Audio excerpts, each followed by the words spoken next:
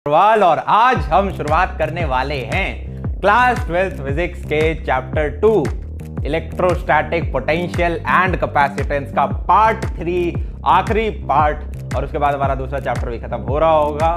तो आज यार हम बहुत सारे प्रीवियस ईयर क्वेश्चन कवर करने वाले हैं। डाइलेक्ट्रिक के बारे में पढ़ रहे होंगे, डाइलेक्ट्रिक कांस्टेंट क्या होता है, मीडियम क्या होता है, एक जो मेरा सेल होता है जिसको मैं रिमोट के अंदर डालता हूं उसको और एफिशिएंट कैसे बना सकता हूं, उसके अंदर मैं और चार्ज कैसे डाल सकता हूं, प्लस जो मेरे सीरीज और पैरेलल कॉम्बिनेशन जो हमने पिछली क्लास के अंदर पढ़े थे, आज उसके काफी सारे प्रीवियस ईयर क्वेश्चंस भी हम निकाल रहे होंगे। और जो बच्चे पहली बार इस चैनल के ऊपर आए हैं, यहाँ पे आपको इंडिया का सबसे प्रीमियम कंटेंट मिल रहा होगा। जैसे फिजिक्स में है उसी प्रकार से केमिस्ट्री के अंदर तो हमने एनिमेटेड कंटेंट भी यार आप लोगों के लिए बनाया है। आप जाके ऑर्गेनिक की प्लेलिस्ट पूरी देख सकते हैं, 11th के बेसिक्स प्लस 12 सब तगड़े तरीके से करा रखा है। शुरुआत करते हैं आज के इस शानदार आखिरी लेक्चर को, इस चैप्टर के। तो पहला यार हम पढ़ रहे होंगे डाइलेक्ट्रिक अपने आप में क्या चीज है। अब यहाँ पे यार मैं 2 स्लाइड्स बनाता हूँ, एक तो ये ब्लैक वाली जो कि सुंदर आपको समझाने के लिए बनाई जाती हैं, और साथ में पैरेलल आपके नोट्स होते हैं जो कि मैं आपको डिस्क्रिप्शन बॉक्स में नीचे नोट्स की लिंक दे रखी होगी। तो अब जैसे डाइलेक्ट्रिक की अगर हम बात करें तो ये 2020, 2016, 2010 में आ रखा है। भैया वो सब तो ठीक है, पर डाइलेक्ट्रिक अपने आप में है क्या चीज? मैंने कहा यार हर चीज को एफिशिएंट बनाना बहुत जरूरी है। जैसे गाड़ियां आती हैं आज के दिन थोड़ी फास्ट और लग्जूरियस गाड़ियां आती हैं, उसी प्रकार से मान लो मैं आपको कहूं कि जिस रिमोट को आप यूज करते हो अपने एसी को ऑन ऑफ करने के लिए, उसके अंदर जो सेल बैटरी डलती है वो इतनी बड़ी है। अभी तो इतनी डालते हो छोटी छोटी, पर मैं बोल दूं कि यार इतनी बड़ी है, तो इतनी बड़ी बैटरी को डालने के लिए इतना बड़ा रिमोट बनाना पड़ेगा। अब इस रिमोट को यूज करने से बेहतर तो मैं वहां पे जाके खुद ही टच कर लूं। तो हमें और एफिशिएंट मेथड बनाने पड़े इस बैटरी की साइज को छोटा करने के लिए। वहां पे हमें डाइलेक्ट्रिक मीडियम की सहायता मिली। डाइलेक्ट्रिक क्या होता है? अपने आप में एक मीडियम होता है। भैया मीडियम है, नहीं समझा ये क्या क्या चीज है? अब भैया मैं पकड़ नहीं पा रहा। इनकी मदद से आप ज्यादा चार्ज स्टोर कर पाते हो एक सेल के अंदर, एक कैपेसिटर के अंदर, एक बैटरी के अंदर। भैया क्या होता है? ये कंडक्टर होता है, इंसुलेटर होता है, क्या होता है? कुछ लोग बोलते हैं इंसुलेटर है। टेक्निकली बात करें तो कुछ भी नहीं है यार। ये ना तो एक कंडक्टर है, ना ये एक सेमीकंडक्टर है, ना ये एक इंसुलेटर है। ये अपने आप में एक नई ही प्रजाति है। क्या प्रजाति है? ये अपने अंदर से करंट तो अलाउ करता नहीं है जैसे कंडक्टर होता है। कंडक्टर को तो आप एकदम से तार है मेटल का, कॉपर का, छुओगे करंट लग जाएगा, वो तो अपने अंदर से करंट अलाउ करता है। फिर एक होता है कि यार एकदम इंसुलेटर हो गया, हार्डकोर इंसुलेटर, उसके अंदर से कुछ भी पास नहीं करता, उसके अंदर से ना तो इलेक्ट्रिक फील्ड पास करेगी, उसके अंदर से ना करंट पास करेगा। डाइलेक्ट्रिक एक ऐसा बिचोला है जो करंट को तो अलाउ करता नहीं है पर इलेक्ट्रिक फील्ड को आ जाने देता है। क्या कह रहा है? Do not allow current but allows development of electric field. अब ये इलेक्ट्रिक फील्ड का डेवलपमेंट कैसे अलाउ कर पाता है?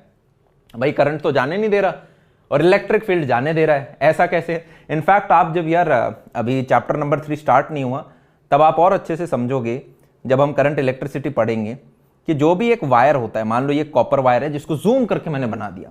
अब क्योंकि एक कंडक्टर होता है तो इसके अंदर काफी सारे फ्री इलेक्ट्रॉन होते हैं। यस, अब इसके अक्रॉस आप हमेशा बैटरी लगाते हो ना, एक सर्किट होता है उसमें एक बैटरी लगाई, जैसे गाड़ी में बड़ी बैटरी, रिमोट में छोटी बैटरी लगाती है। तो बैटरी के अक्रॉस आपने देखा होगा पॉजिटिव नेगेटिव लिखा होता है कि ये 10 वोल्ट की बैटरी है या 12 वोल्ट की बैटरी है। 12 वोल्ट क्या है? पोटेंशियल डिफरेंस होता है। तो बेसिकली इधर अगर 12 वोल्ट है तो इधर 0 वोल्ट है। और जो हमारी इलेक्ट्रिक फील्ड है, इलेक्ट्रिक फील्ड यार अभी तक हम इतना पढ़ चुके हैं कि हाई पोटेंशियल से लोअर पोटेंशियल की तरफ जाती है। यस और नो? क्या मैंने आपको पढ़ाया नहीं था कि इलेक्ट्रिक फील्ड की डायरेक्शन में जाओगे तो पोटेंशियल ड्रॉप होता है? हाँ जी भैया, बताया था आपने। तो अब होता क्या है, जैसे ही ये इलेक्ट्रिक फील्ड इसके अंदर से जाती है, इलेक्ट्रॉन अपने आप में एक नेगेटिव चार्ज है, तो क्या मैं बोल सकता हूं इसके ऊपर उल्टी डायरेक्शन में फोर्स लगेगा कितना? F इक्वल टू QE होता है। और Q यहां पे क्या है? अपने आप में एक इलेक्ट्रॉन है इनटू इलेक्ट्रिक फील्ड। तो ये जो इलेक्ट्रॉन है ये सारे के सारे दूसरी डायरेक्शन में भागना स्टार्ट हो जाते हैं। कौन से? इलेक्ट्रिक फील्ड के ऑपोजिट डायरेक्शन में। और जब जैसे ही ये इलेक्ट्रिक फील्ड आई, इसकी वजह से इलेक्ट्रॉन सारे दूसरी तरफ भागना स्टार्ट होते हैं और हमें करंट मिल जाता है। क्या मिल जाता है? करंट मिल जाता है। ठीक है, तो इसलिए कुछ बच्चों के डाउट आ सकता है कि अरे भैया इलेक्ट्रिक फील्ड है तो करंट तो होना ही चाहिए। हाँ, वो कंडक्टर में होता है, पर ये क्या है? डाइलेक्ट्रिक है। ठीक है, तो इधर इलेक्ट्रिक फील्ड तो होगी पर करंट नहीं आ रहा होगा। आपने कहा भैया ठीक है, थोड़ी थोड़ी वाइब आ रही है, पर रियलिटी में आम जिंदगी में देखें तो कौन से मटेरियल है? देखो यार, ये सॉलिड भी हो सकता है, लिक्विड भी हो सकता है, गैस भी हो सकता है। सॉलिड में ये आपके सेरेमिक्स हो गए, पेपर हो गए, ग्लास हो गए, ये कुछ मटेरियल हो गए। लिक्विड में आपका डिस्टिल्ड वाटर हो गया, गैसेज में आपकी नाइट्रोजन गैस हो गई, हीलियम गैस हो गई, ये आपके मेटल ऑक्साइड्स हो गए। ये कुछ एग्जांपल हैं, आपके एनसीईआरटी में नहीं दे रखे, ये गूगल से निकाले मैंने, आपको याद करने की जरूरत नहीं है, बस आपको एक वाइब आ जाए इसलिए मैंने कि अपने आप में डाइलेक्ट्रिक क्या होते हैं, कुछ नहीं, नाइट्रोजन गैस होगी वो भी अपने आप में डाइलेक्ट्रिक है। ओके, थोड़ा थोड़ा समझ में आ रहा है। ओके भैया, अब थोड़ा और बताओ इनके बारे में। अब यार ऊपर ऊपर से जाएंगे, थोड़ा मैं इतना डेप्थ में भी नहीं जाएंगे क्योंकि यार हमें एडवांस के लिए पढ़ाई नहीं करनी है, पर आपको समझ एकदम से परफेक्ट आ जाएगा, एनसीईआरटी में है उससे ज्यादा आ जाएगा। ये अपने आप में मान लो यार एक डाइलेक्ट्रिक मीडियम है, ठीक है, ये मैंने एक डाइलेक्ट्रिक लिख दिया। अब डाइलेक्ट्रिक के अंदर क्या होते हैं कि पॉजिटिव और नेगेटिव ऐसे यूं पेयर में होते हैं, ऐसे यूं पोल बना रखे होते हैं इन्होंने, ठीक है, और रैंडमली डिस्ट्रीब्यूटेड होते हैं। जैसे मैंने मान लो कंचे पकड़े और ऐसे यूं डाल दिए, उसी प्रकार से यूं सारे रैंडमली डिस्ट्रीब्यूटेड हैं। कोई पॉजिटिव इस तरफ मुंह करके बैठा है, कोई पॉजिटिव इस तरफ मुंह करके बैठा है, कोई नेगेटिव इस तरफ, कोई नेगेटिव इस तरफ, ठीक है। बेसिकली क्लास के कपल्स है ये, पॉजिटिव नेगेटिव राहुल नेहा साथ साथ में घूम रहे हैं, कोई कपल इस तरफ जा रहा है, कोई कपल इस तरफ जा रहा है, कोई कपल इस तरफ। अब होता क्या है, मान लो भाई बजरंग दल आ गया वैलेंटाइंस डे पे, बजरंग दल यहाँ पे क्या है, इलेक्ट्रिक फील्ड है। क्या ये इलेक्ट्रिक फील्ड कहां से जनरेट करी? मैंने कहा यार बजरंग दल की बात करने से पहले इलेक्ट्रिक फील्ड का थोड़ा सा रिवीजन कर लेते हैं। क्या हमने ये पढ़ा था कि यार एक जो आपकी पैरेलल प्लेट कैपेसिटर होती है उसके अंदर आपकी शीट सी तो होती है, ये एक इनफाइनाइट शीट हो गई, ये एक इनफाइनाइट शीट हो गई, इनको बहुत पास पास चिपका के रखते थे, उसको पैरेलल प्लेट कैपेसिटर बोल देते थे। अब इसमें से इलेक्ट्रिक फील्ड कितनी निकलती थी? सिंगल प्लेट की बात करें तो सिग्मा बटा 2 एप्सिलॉन नॉट, यस और नो। और मैंने कहा यार ये जो 2 एप्सिलॉन नॉट आप नीचे लिख देते थे, आपने कभी सोचा कि भैया ये एप्सिलॉन नॉट वैक्यूम के अंदर है? क्या है epsilon not? Permittivity of vacuum है। अगर कोई और मीडियम होता, डाइलेक्ट्रिक होता, तो डाइलेक्ट्रिक बोले तो नाइट्रोजन, हीलियम या कोई और सिरेमिक होता, तो भाई आपका एप्सिलॉन नॉट को के से मल्टीप्लाई कर दो। ये के क्या है? के आपका डाइलेक्ट्रिक कांस्टेंट है। भैया क्या बता रखा होगा पेपर के अंदर? हाँ, के 2 हो सकता है, के की वैल्यू 2 हो सकती है, 3 हो सकती है, 4 हो सकती है, 6 हो सकती है, कोई एक आपकी न्यूमेरिकल वैल्यू होगी जो आपके प्रश्न में दे रखी होगी। तो अगर मैं आपको कह देता हूं कि यार बजाय वैक्यूम के, वैक्यूम में तो मुझे पता है सिग्मा बटा 2 एप्सिलॉन नॉट है, मैंने यहां पे कोई डाइलेक्ट्रिक रख दिया, और वो जो डाइलेक्ट्रिक है, डाइलेक्ट्रिक रख दिया मतलब पूरे में डाइलेक्ट्रिक रख दिया, इसके चारों तरफ डाइलेक्ट्रिक रख दिया, तो इसकी इलेक्ट्रिक फील्ड क्या हो जाएगी? मैंने कहा देखो बहुत बढ़िया क्वेश्चन, इसकी नई इलेक्ट्रिक फील्ड हो जाएगी सिग्मा बटा 2। अब जो आपकी परमिटिविटी है वो के टाइम्स हो गई है, ज्यादा हो गई है परमिटिविटी, तो आपकी इलेक्ट्रिक फील्ड कम हो जाएगी क्योंकि डिनोमिनेटर में है परमिटिविटी। तो क्या आपको समझ में आया? ई डैश जो है वो लेस देन आपकी वैक्यूम से इलेक्ट्रिक फील्ड हो गई, ठीक है। वैक्यूम में जो इलेक्ट्रिक फील्ड थी उससे कम इलेक्ट्रिक फील्ड अब आपकी हो गई है स्ट्रेंथ वाइज अगर हम देखें। मैंने कहा भैया हाँ ये तो आपकी पिछले क्लास में आपने बताया थे, कुछ चीजें हमने रिवाइज कर ली, बहुत बढ़िया। अब जो हमारा पैरेलल प्लेट कैपेसिटर होता था, पैरेलल प्लेट कैपेसिटर में एक प्लेट तो मेरी ये रही, देखो आपको दिखाने के लिए दिखा रहा हूं, एक प्लेट मेरी ये रही, और इन दोनों के बीच में मैंने क्या करा, ब्लू कलर का ये डाइलेक्ट्रिक दिखा दिया। ब्लू कलर का नहीं है, ये आपको दिखाने के लिए, डाइलेक्ट्रिक का कलर ब्लू नहीं है, ये बस आपको प्रेजेंटेशन के लिए। अब जो हमारी प्लेट होती थी यार, उसके ऊपर हम बोलते थे ना कि यार कुछ सिग्मा चार्ज डेंसिटी होगी प्लस सिग्मा, और दूसरी के ऊपर कुछ नेगेटिव सरफेस चार्ज डेंसिटी होगी, और इन दोनों के बीच में इलेक्ट्रिक फील्ड होगी। और ये जो इलेक्ट्रिक फील्ड होगी इसका कितना होता था? सिग्मा बटा एप्सिलॉन नॉट आ जाता था, इन दोनों तरफ तो 0 हो जाती थी इलेक्ट्रिक फील्ड, कटकटा के लास्ट क्लास के अंदर हमने पढ़ा था। आपने कहा हाँ। अब मेरे को ये बताओ कि यार इन दोनों प्लेट के बीच में जो इलेक्ट्रिक फील्ड हमने निकाली थी वो सिग्मा बटा एप्सिलॉन नॉट था। अब जैसे ही मैंने एक बीच में डाइलेक्ट्रिक मीडियम डाल दिया, ये ब्लू वाला, जिसकी डाइलेक्ट्रिक कांस्टेंट के है, तो क्या मैं बोल नहीं सकता कि यार अब शायद इसकी इलेक्ट्रिक फील्ड सिग्मा बाय के एप्सिलॉन नॉट हो जाएगी? बेसिकली जो न्यू इलेक्ट्रिक फील्ड है ये ड्रॉप हो गई। तो जैसे ही मैंने डाइलेक्ट्रिक इसके अंदर डाला, इलेक्ट्रिक फील्ड ड्रॉप हो गई। अब आप में से कुछ बच्चे कह सकते हैं भैया ठीक है, ये मेरे को समझ में आ रहा है कि आप नीचे डिनोमिनेटर में एप्सिलॉन नॉट को के से मल्टीप्लाई कर देते हो तो आपकी इलेक्ट्रिक फील्ड जो है वो ड्रॉप हो जाती है, पर ऐसा हो क्यों रहा है? थोड़ा समझाओ। तो वापस आते हैं यार बजरंग दल वाले एग्जाम्पल पे। तो मैंने अभी आपको बताया जब डाइलेक्ट्रिक होता है, ठीक है, और कोई इलेक्ट्रिक फील्ड आपने बाहर से कोई दबाव नहीं डाल रखा होता, तो सब पार्क में कपल मस्त घूम रहे हैं, राहुल नेहा एक इस तरफ जा रहा है, एक उस तरफ जा रहा है, एक उस तरफ जा रहा है, बेंच पकड़ रखी है सबने एक। अब हुआ क्या, मैंने यहां पे तो एक पॉजिटिव प्लेट निकाली, यहां पे एक नेगेटिव चार्ज प्लेट रखी। क्या मैं बोल सकता हूं पॉजिटिव प्लेट से नेगेटिव की तरफ एक इलेक्ट्रिक फील्ड जाएगी जिसको मैं ई नॉट बोल सकता हूं? यस और नो? इस इलेक्ट्रिक फील्ड को देखते ही अब मुझे बताओ जो पॉजिटिव होगा वो तो इलेक्ट्रिक फील्ड की डायरेक्शन में हो जाएगा ना। अरे नहीं समझे, पॉजिटिव तो अपने आप में एक चार्ज है, तो ये तो इस तरफ जाना चाहेगा, और नेगेटिव चार्ज इलेक्ट्रिक फील्ड के ऑपोजिट डायरेक्शन में जाता है। आई होप हमें ये बेसिक्स पता होंगे। जो पॉजिटिव चार्ज है तो वो तो इलेक्ट्रिक फील्ड की डायरेक्शन में ही जाएगा, वो इस तरफ ही भागेगा। पर अगर इलेक्ट्रिक फील्ड इस तरफ है और नेगेटिव चार्ज है तो नेगेटिव चार्ज ऑपोजिट डायरेक्शन में जाता है, क्योंकि फोर्स उसका उल्टी डायरेक्शन में उस पर लग रहा है। तो होता क्या है इससे कि सारे नेगेटिव वाले तो इस तरफ इकट्ठा हो जाते हैं भाई, नेगेटिव वाले तो सारे इस तरफ इकट्ठा हो गए, हाथ अभी भी नहीं छोड़ रहे हैं ये, ठीक है, प्यार बहुत पक्का है इनका, ऐसा नहीं कि पॉजिटिव इस तरफ भागे नेगेटिव इस तरफ, क्योंकि साथ में जुड़े हुए हैं। और पॉजिटिव आपके सारे इस तरफ इकट्ठा हो गए। हाँ जी, हाँ जी, हाँ जी, राइट। अब ये जो बीच के सारे हैं, क्या मैं बोल सकता हूं एक तरह से ये दो सब एक दूसरे को नलीफाई कर रहे हैं, क्योंकि जितने पॉजिटिव हैं उतने नेगेटिव हैं।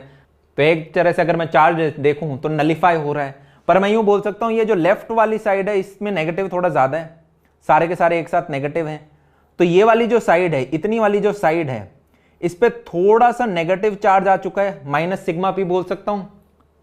एंड सिमिलरली ये वाला जो राइट साइड वाला कॉर्नर है डाइइलेक्ट्रिक का, इस पे थोड़ा सा पॉजिटिव चार्ज आ चुका है, जिसे मैं सिग्मा पी बोल सकता हूं, सरफेस चार्ज डेंसिटी, ठीक है। अब क्या मैं बोल सकता हूं, इस तरफ आपका पॉजिटिव है, इस तरफ आपका नेगेटिव है, तो एक अंदर ही अंदर एक और छोटी सी इलेक्ट्रिक फील्ड ईपी जनरेट हो जाएगी।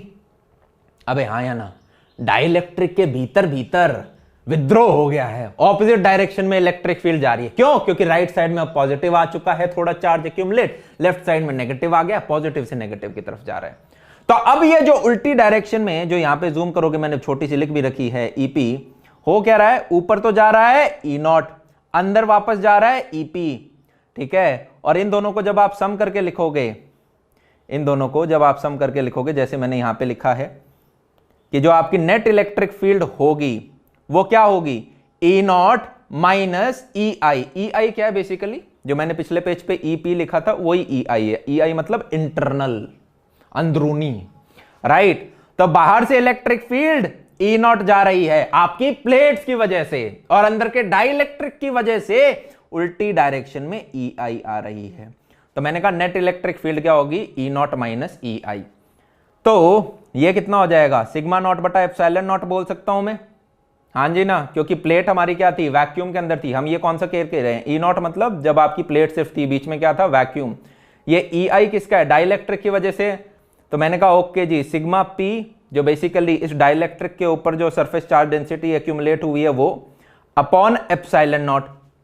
अब जैसे ही इनको सब्ट्रैक्ट करेंगे यार, वो सिग्मा नॉट अपॉन के एप्सिलॉन नॉट के बराबर होनी चाहिए। भैया ये कहां से आई, अभी मैंने आपको बताया था, क्योंकि डाइइलेक्ट्रिक है तो आपकी इलेक्ट्रिक फील्ड क्या हो जाएगी, सिग्मा टाइम्स बटा एप्सिलॉन नॉट इनटू के। तो वही वैल्यू मैंने यहां पे एलएचएस में सब्स्टिट्यूट करी है। तो इस प्रकार से करके आप सिग्मा पी निकाल सकते हो। सिग्मा की पी क्या है, सरफेस चार्ज डेंसिटी, जो कि इस डाइइलेक्ट्रिक के सरफेस के ऊपर आपकी एक्यूमुलेट हुई है, पॉजिटिव इस तरफ, नेगेटिव इस तरफ। तो ये आपका एक सिंपल सा छोटू सा फॉर्मूला आ गया, ठीक है। इस पे आपका एक आध नंबर का न्यूमेरिकल आ सकता है, एमसीक्यू आ सकता है, आपको बोल सकते हैं इसका फॉर्मूला निकालो। फॉर्मूला डिराइव करने पे अभी तक कोई प्रश्न आया नहीं, न्यूमेरिकल ही आएगा मोस्ट प्रोबेबली, ठीक है। तो वैक्यूम की परमिटिविटी एप्सिलॉन नॉट होती है, डाइइलेक्ट्रिक की के एप्सिलॉन नॉट होती है। नेट जो मेरी इलेक्ट्रिक फील्ड है वो डिक्रीज हो गई है, अगर पहले मेरी ई नॉट थी तो अब ई नॉट बटा के हो गई है, डिक्रीज हो गई है। सो इलेक्ट्रिक फील्ड डिक्रीजेज इन डाइइलेक्ट्रिक। क्या ये चीज हमें पता चल गई, कल को एमसीक्यू में आया एज अ 1 मार्कर तो हम हाँ टिक मार देंगे कि यस इलेक्ट्रिक फील्ड डिक्रीजेज इन डाइइलेक्ट्रिक। बहुत बढ़िया। अब पोटेंशियल डिफरेंस की बात कर लेते हैं यार, ठीक है। किसकी बात कर लेते हैं, पोटेंशियल डिफरेंस की। भैया किसके पोटेंशियल डिफरेंस की, मैंने कहा जो आपने प्लेट ले रखी थी, इन दोनों के बीच में कितना पोटेंशियल डिफरेंस क्रिएट हुआ है उसके बारे में बात करते हैं। मैंने कहा देखो, इधर था आपका पॉजिटिव सिग्मा, इधर था आपका नेगेटिव सिग्मा, और इन दोनों के बीच में अगर आपको पोटेंशियल डिफरेंस निकालना है तो क्या मैं बोल सकता हूं, उसको मैं लिख सकता हूं इलेक्ट्रिक फील्ड इनटू डिस्टेंस। अरे हाँ या ना, हमने ये पढ़ रखा है ना, E is equal to minus DV बटा आर होता है, यस और नो। अब अगर सिर्फ मैग्नीट्यूड की बात करें तो एक सेकंड के लिए नेगेटिव साइन को आप हटाओ, मैं बोल सकता हूं कि यार okay, change in potential difference क्या है, इलेक्ट्रिक फील्ड इनटू डिस्टेंस।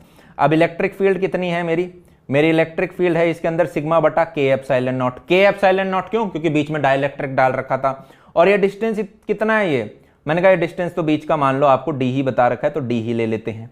तो क्या मैं बोल सकता हूं, पहले विदाउट डाइइलेक्ट्रिक क्या होता था, ई नॉट डी होता था। अब डाइइलेक्ट्रिक जब इंसर्ट कर दिया तो मेरी इलेक्ट्रिक फील्ड जो थी वो तो के टाइम्स कमजोर हो गई, तो basically E not dot D upon के हो गया। तो क्या मैं बोल सकता हूं जो मेरा नया पोटेंशियल डिफरेंस है वो पुराने वाले से k टाइम कमजोर है? अरे हाँ या ना? बेसिकली अगर पहले पोटेंशियल डिफरेंस V था तो अब डाइलेक्ट्रिक डालने के बाद वो V बटा K हो चुका है, तो वही लिख रखा है, पहले अगर V0 था तो बाद में वो V0 बटा K हो चुका है। तो मैं यूं बोल सकता हूं पोटेंशियल डिफरेंस भी डिक्रीज हो जाता है डाइलेक्ट्रिक डालने के बाद।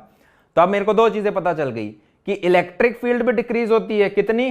E0 बटा K हो जाती है, और पोटेंशियल डिफरेंस भी डिक्रीज होता है, कितना? वो V0 बटा K हो जाता है डाइलेक्ट्रिक डालने के बाद। भैया ये तो सब कुछ कम हो रहा है, और आप कह रहे थे चीजें एफिशिएंट होंगी, ज्यादा चार्ज स्टोर कर पाओगे।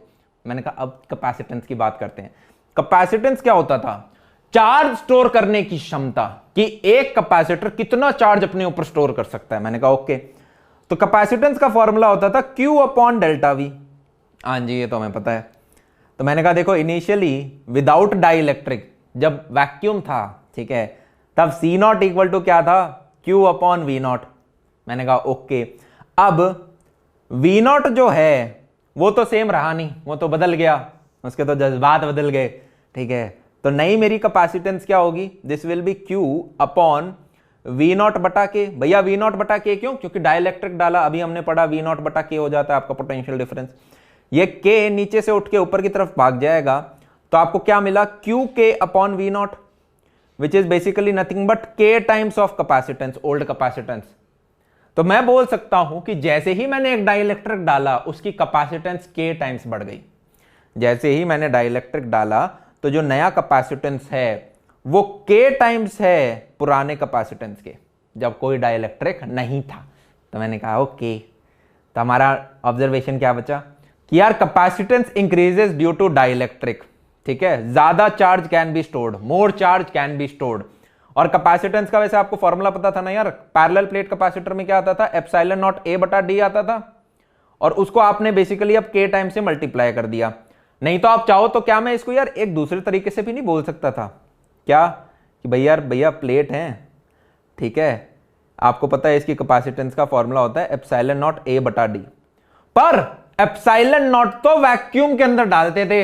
अब अगर डाइलेक्ट्रिक है तो नया कैपेसिटेंस क्या होना चाहिए? ये तो C0 हो गया, नया कैपेसिटेंस क्या होना चाहिए? K times epsilon not AD। आप कोई सही तरीके से समझ लो, चाहे पहले वाले से समझ लो चाहे दूसरे वाले से समझ लो, उत्तर एक ही आना है, ठीक है। मैंने कहा आई होप हमें ये चीज क्लियर हो गई होगी। अब ये तो थी यार आम जिंदगी, ठीक है, जब आपको सिंपल सा एग्जाम्पल बता दिया गया। अब एक और है मेंटोस डेरिवेशन। मेंटोस डेरिवेशन क्या है? उसमें ये आपकी प्रीवियस ईयर क्वेश्चन में भी आ रखी है, आगे भी आ सकती है, तो इसका थोड़ा सा ध्यान रखें, नहीं तो फॉर्मूला बेस्ड आपका एक सिंपल सा एमसीक्यू आ सकता है। डरना बिल्कुल भी नहीं है। अभी तक हमने क्या किया था? दो प्लेट ली थी और इसके बीच में बढ़िया तरीके से पूरा भर के डाइलेक्ट्रिक डाल दिया था, हाँ या ना?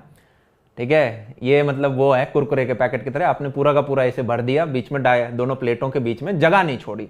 अगला केस ये कह रहा है when space between the plates is partially filled with the dielectric, क्या? लेज, ठीक है। बेसिकली दो आपने प्लेट तो ले ली, पर उसके बीच में पूरा भरने की बजाय आपने सिर्फ एक छोटा सा भर दिया, छोटी सी डाइलेक्ट्रिक बीच में डाल दी। छोटी सी डाइलेक्ट्रिक बीच में डाली तो इतू सा स्पेस बच गया इस तरफ और इतू सा स्पेस बच गया इस तरफ। अब वो पूछ रहा है भाई अब बताओ इलेक्ट्रिक फील्ड कितनी होगी, अब बताओ कैपेसिटेंस कितनी होगी, अब बताओ पोटेंशियल डिफरेंस कितना होगा। मैंने कहा निकाल लेंगे, कोई बड़ी बात नहीं है। कैसे निकाल लेंगे भैया? मैं बताता हूं कैसे निकाल लेंगे। तो साथ साथ में है ना अपन सॉल्व करते रहेंगे। क्यों? क्योंकि एनसीईआरटी में गंदे गंदे टर्म्स लिख रखे हैं, प्यारी प्यारी टर्म्स को हम अच्छे अच्छे लिखेंगे। मुझे पहले ये बताओ, 3 पॉइंट्स मैंने लिख दिए, ये मेरा पॉइंट 1 है, ये मेरा पॉइंट 2 है और ये वाला मेरा पॉइंट 3 है। मुझे बताओ पॉइंट 1 वैक्यूम में है? अरे हाँ या ना? हाँ, कोई डाइलेक्ट्रिक नहीं है इधर। अब ये वाला मेरा पॉजिटिव है, पॉजिटिव सरफेस चार्ज डेंसिटी, ये मेरी negative surface charge density. Positive से नेगेटिव की तरफ जाएगी इलेक्ट्रिक फील्ड की डायरेक्शन, ये समझ में आ गई? क्या मैं बोल सकता हूं पॉइंट 1 पे जो मेरी इलेक्ट्रिक फील्ड होगी वो वैक्यूम वाली होगी, तो कितनी? मैं सिग्मा बटा एप्सिलॉन नॉट लिख सकता हूं। अरे इस रीजन के अंदर जो मेरी इलेक्ट्रिक फील्ड है वो सिग्मा बटा एप्सिलॉन नॉट होगी। सिमिलरली अगर मैं पॉइंट 2 को भी देखूं, अरे वो भी तो वैक्यूम है, इधर भी कोई डाइलेक्ट्रिक नहीं है, तो इसके अंदर भी क्या मैं बोल सकता हूं सिग्मा बटा एप्सिलॉन नॉट होगी। हाँ भैया ये बात तो बढ़िया बोले आप एकदम। तो वही यार यहाँ पे लिख रखी है। क्या मैं यहाँ पे दोबारा लिख दूं कि इलेक्ट्रिक फील्ड फर्स्ट वाले में आपकी हो जाएगी सिग्मा बटा epsilon not, electric field second point पे आपकी हो जाएगी सिग्मा बटा एप्सिलॉन नॉट, और इलेक्ट्रिक फील्ड मेरी थर्ड पॉइंट पे कितनी हो जाएगी? भैया थर्ड पॉइंट कौन सा? ये बीच में जो डाइलेक्ट्रिक के पड़ा हुआ है, भैया अभी पिछले पेज में पढ़ के आए थे क्या, डाइलेक्ट्रिक के अंदर जो इलेक्ट्रिक फील्ड होती है वो E बटा K हो जाती है, बोले तो sigma upon K epsilon not हो जाती है। मैंने कहा हाँ एकदम बढ़िया बात, तो मैंने कहा okay this will B sigma upon K epsilon not. Okay ठीक है, आज बहुत ही गंदे एग्जाम्पल लिए हैं पूरी क्लास के अंदर, लेज और कुरकुरे जैसे। कोई बच्चा कमेंट में बोलेगा कर कुरकुरे भी पूरे नहीं भरे होते, थोड़ी सी जगह खाली होती है। ओहो, मेरे दिमाग में तब से वही एग्जाम्पल चल रहा है कि बहुत गंदा एग्जाम्पल लिया मैंने। तो आगे चलते हैं, ठीक है। तो मैंने कहा ये 3 चीज़ें हमें पता चल गई। अब क्या करें, अब यार इस प्लेट और नेगेटिव प्लेट के बीच में जो पोटेंशियल डिफरेंस है वो कैलकुलेट करने की कोशिश करते हैं। क्या मैं उसको डेल्टा वी लिख सकता हूँ? हाँ जी। और डेल्टा वी क्या होता है यार? Basically electric field into distance होता है, ये अभी हमने थोड़ी देर पहले पढ़ा। अब यहाँ पर 3 रीजन है, आपका ये तीसरा रीजन है, सॉरी ये आपका पहला रीजन है, ये आपका दूसरा रीजन है, ये आपका तीसरा रीजन है। तीनों के अंदर इलेक्ट्रिक फील्ड अलग अलग है। तो क्या मैं यूं बोल सकता हूं कि यार this delta V is equal to nothing but E1 into D1। D1 कौन सा डिस्टेंस है? ये वाला डिस्टेंस, ये छोटू सा जो है इसको मैंने D1 बोल दिया है, इस छोटू से डिस्टेंस को मैंने D2 बोल दिया है, और इस मोटू से डिस्टेंस को मैंने D3 बोल दिया है। तो मैंने कहा, क्या बोला? E1 plus D1 E2 D2 plus E3 D3, ये मेरा पोटेंशियल डिफरेंस हो जाएगा। हाँ जी हो जाएगा। अब मुझे ये बताओ E1 और E2 तो बराबर हैं, दोनों के दोनों सिग्मा बाय एप्सिलॉन नॉट। मैंने कहा हाँ, so this will be equal to E मैंने कॉमन ले लिया, अंदर क्या मैं बोल दूं D1 plus D2 plus E3 E बटा K इंटू D3। आपने कहा भैया हाँ ये सारी चीज मेरे को समझ में आ रही है। अब ऐसे जगह हमें चाहिए तो कुछ चमत्कारी तरीका करके ऐसे ही जगह प्रोड्यूस कर लेंगे हम अपने लिए, ठीक है ग्रेट। अब मैंने कहा ओके, अब यार ये जो D1 प्लस D2 है, D1 प्लस D2 है, इसको मैं चाहूं तो D माइनस टी लिख सकता हूं। D माइनस टी अपने आप में क्या है? D है कंप्लीट जो आपकी विड्थ है, T है आपकी इस डाइलेक्ट्रिक की थिकनेस। T क्या है? इस डाइलेक्ट्रिक की थिकनेस। तो जैसे ही मैं D माइनस टी करूंगा तो मुझे ये दोनों का एडिशन मिल जाएगा। हाँ जी, तो मैंने कहा ओके जी कर दो। So this E is equal to basic E अंदर D माइनस टी प्लस ये आपका E बटा K, और ये D3 अपने आप में क्या है? ये T है। हाँ जी, तो मैंने कहा ओके, इलेक्ट्रिक फील्ड को तो कॉमन ले लो, दोनों में से ले लिया, तो अंदर क्या बचा? D minus T plus T बटा K बच गया। यस और नो? वही सेम चीज आपको यहाँ पे दिखा रखी है, इलेक्ट्रिक फील्ड को इन्होंने सिग्मा बटा K एप्सिलॉन नॉट लिख दिया। अब मुझे ये बताओ, कैपेसिटेंस को आपको सबको फॉर्मूला पता है क्या होता है? Capacitance is equal to Q बटा V। यस, अब चार्ज कितना होता है? चार्ज क्या मैं लिख सकता हूं? This is nothing but sigma into A. ये चार्ज किसका चार्ज होता है यार? चार्ज हमेशा किसी भी कैपेसिटर की पॉजिटिव प्लेट का देखा जाता है। अब क्योंकि पॉजिटिव प्लेट पे surface charge density plus sigma थी और इस प्लेट का एरिया मैंने ए मान रखा है, तो मैंने बोल दिया कि यार ये जो Q की वैल्यू है this is nothing but sigma into A. अब इसको मैं डिवाइड कर दूंगा किससे? V की वैल्यू पर। भैया ये V की वैल्यू क्या है? ये डेल्टा V और V सेम ही तो है। V जहां पे भी लिखा हो या डेल्टा V, दोनों का मतलब पोटेंशियल डिफरेंस होता है, पोटेंशियल नहीं होता, पोटेंशियल डिफरेंस होता है। मैंने कहा ओके, तो ये जो आपने पूरा निकाला था खिचड़ी, इसको डिनोमिनेटर में डालिए, तो जैसे ही डिनोमिनेटर में डालोगे तो आपको कैपेसिटेंस की ये वैल्यू मिल रही होगी, ठीक है। तो ये सिग्मा ए तो मेरा Q की वजह से आ गया जो कि मेरा ऊपर है। ये जो एप्सिलॉन नॉट है ये बेसिकली इसके डिनोमिनेटर में था, वो डिनोमिनेटर उठ के ऊपर आ गया, तो ऊपर आपको एप्सिलॉन नॉट यहाँ पे दिखाई दे रहा है। तो ये आपके कैपेसिटेंस की वैल्यू आ गई, ये फॉर्मूला रट लेना, ठीक है। सिग्मा सिग्मा तो यहाँ कट ही गए थे ऊपर, तो आपका ए एप्सिलॉन नॉट डी जो कि है टोटल चौड़ाई माइनस टी प्लस टी बटा के, ठीक है। हमने कहा ठीक है, ये फॉर्मूला हम रट लेंगे। अब कुछ प्रीवियस ईयर क्वेश्चन करना जनाब शुरुआत करते हैं, जिससे कि हमें y बाय क्या है? y by. अब ये इंपॉर्टेंट प्रीवियस ईयर क्वेश्चन है, कब का? 2020 में पूछा गया है। कुछ नहीं है, डरना बिल्कुल भी नहीं है। ये आपकी एक पैरेलल प्लेट कैपेसिटर दे रखी है, इसके बीच में इन्होंने कुछ डाइलेक्ट्रिक डाल रखा है जिसकी आपको थिकनेस d बता रखी है। अब थोड़ी सी अंग्रेजी पढ़ लेते हैं। The space between the plates of a parallel plate capacitor is completely filled in 2 ways. इसने कहा 2 कैपेसिटर हैं, पहला कैपेसिटर दूसरा कैपेसिटर। पहले कैपेसिटर के अंदर सिर्फ एक सिंगल डाइलेक्ट्रिक K डाल रखा है, एक ही डाइलेक्ट्रिक डाल रखा है, okay. In the first case it is filled with a slab of dielectric constant के, बता दिया इसने, इसका डाइलेक्ट्रिक कांस्टेंट के बता दिया। इन द सेकंड केस, ये वाला है सेकंड केस, ये स्पेशल है थोड़ा सा, it is filled with two slabs of equal thickness and dielectric constant K1 and K2। इसने दो भर दिए, एक डाइलेक्ट्रिक तो K1 भर दिया और एक डाइलेक्ट्रिक K2 भर दिया। बेसिकली जो टोटल चौड़ाई D थी, इन्होंने क्या करा, D/2 में तो ये भर दिया और D/2 में ये भर दिया। अब पूछ क्या रहा है, the capacitance of the capacitor is same in the two cases. इन दोनों की जो कैपेसिटेंस है, अगर इसकी कैपेसिटेंस C है तो इसकी कैपेसिटेंस भी C बता रखी है आपको। ये बोल रहा है ऑब्टेन द रिलेशनशिप, संबंध बताओ किसके बीच में, K1 K2। बड़ा आसान प्रश्न है, करना शुरुआत करते हैं। तो टाइमर अब मैंने लगा लिया है, क्या है कि कैमरा 30 मिनट के बाद बंद हो जाता है, तो पढ़ाते हम रह जाते हैं, कैमरा बंद हो चुका होता है। और मैं घड़ी पहन के आ गया हूँ क्योंकि अब टाइमर लगा दिया है, 30 मिनट के बाद दोबारा मुझे बटन दबाना है कैमरा का। काफ़ी बच्चों को समझ में नहीं आ रहा होगा क्या हो रहा है। DSLR जो होते हैं यार आपके, या कोई भी कैमरा होता है, वो 30 मिनट्स के बाद अपने आप रिकॉर्ड करना बंद कर जाता है, अनटिल अनलेस वो एक वीडियो कैमरा ना हो। तो वीडियो कैमरा तो नहीं लेते, ज़्यादातर लोग DSLR ही लेते हैं, उसी से वीडियो शूट कर रहे होते हैं, क्योंकि कोई भी 30 मिनट से ऊपर कहाँ शूट करते हैं लोग, 10-15 मिनट का करते हैं। सब थोड़ा ना पागल हैं जो टीचर बन रहे हैं, ठीक है।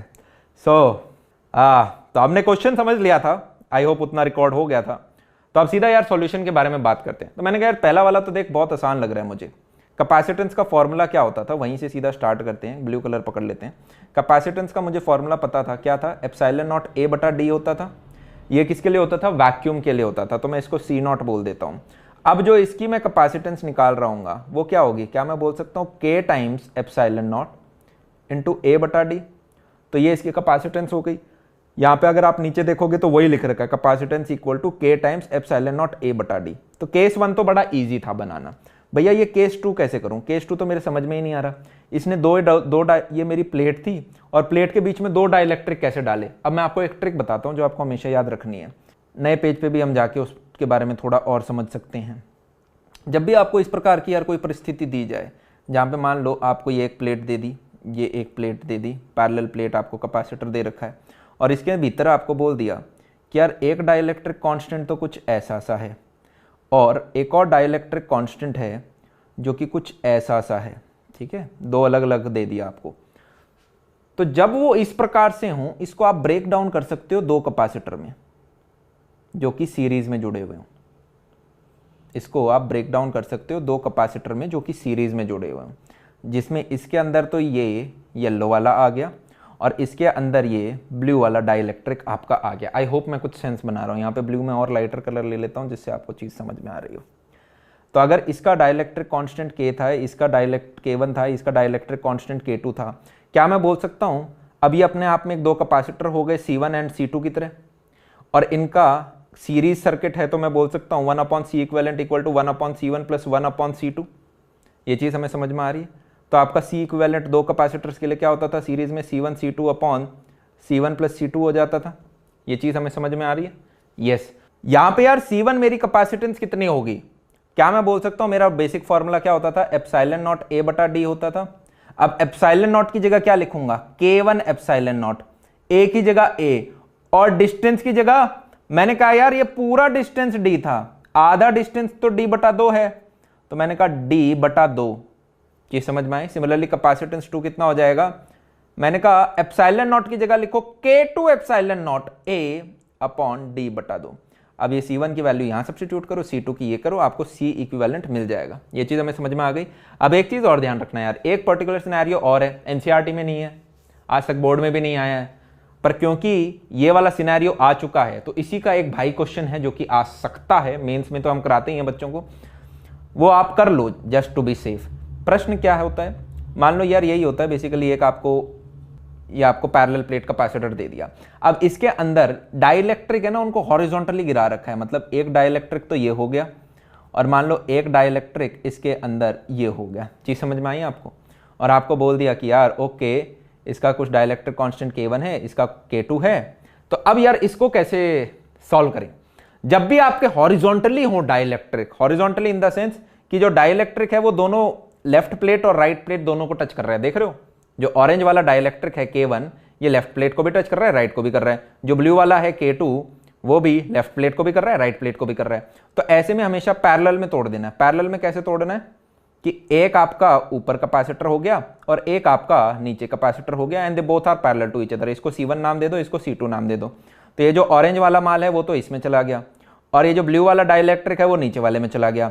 अब भैया इसमें कैपेसिटेंस कितना होगा मेरा, मैंने कहा C1 की यहां पर जो आपकी वैल्यू होगी वो कितनी हो जाएगी, मैंने कहा एप्सिलॉन नॉट A बटा D आपका फॉर्मूला था। एप्सिलॉन नॉट की जगह अब K1 एप्सिलॉन नॉट। अब मुझे बताओ एरिया कितना लिखूं, यहां पे एरिया पूरा A था तो इतना सा एरिया कितना A बता 2 हो गया।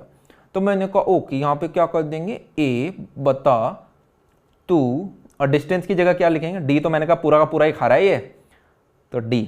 सिमिलरली C2 क्या हो जाएगा मेरा K2 एप्सिलॉन नॉट A बता 2 और बीच में डिस्टेंस कितना हो जाएगा D।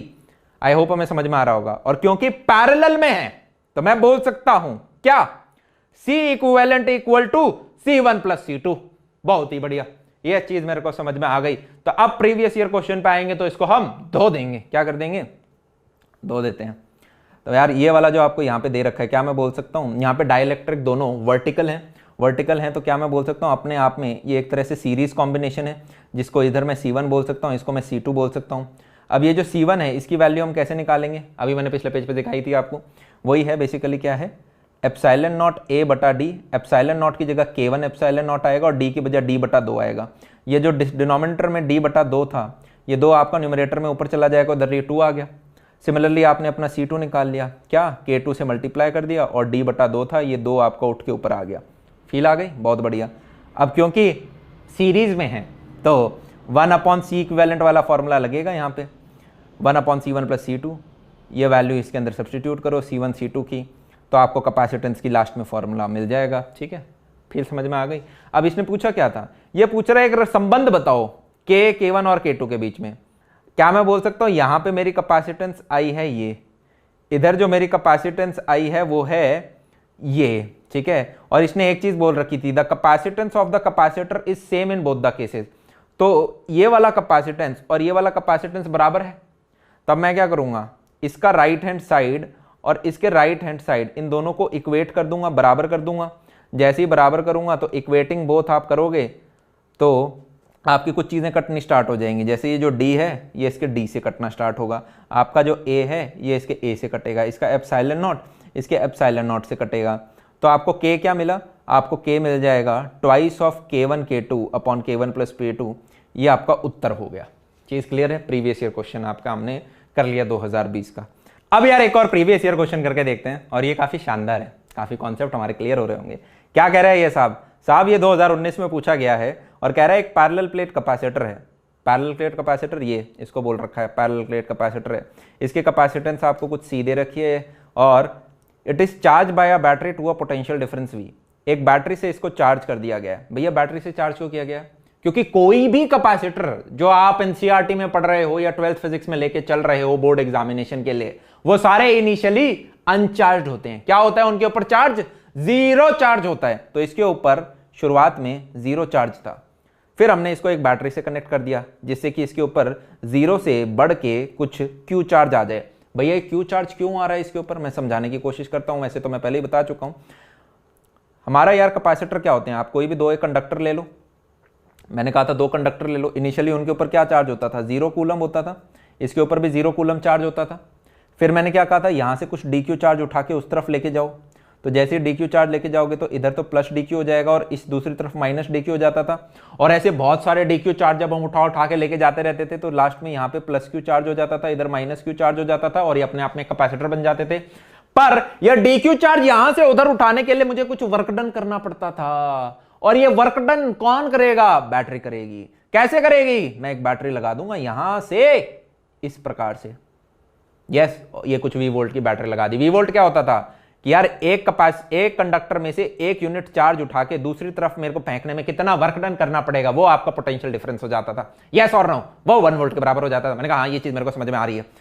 तो मैंने कहा बैटरी का काम यहां पर क्या है, ये एक्सटर्नल पोटेंशियल का काम क्या है, कैपेसिटर में चार्ज बनाना, कैपेसिटर को शक्तिशाली बनाना। मैंने कहा ओके बन गया शक्तिशाली, ज्यादा इस पर बात नहीं करेंगे।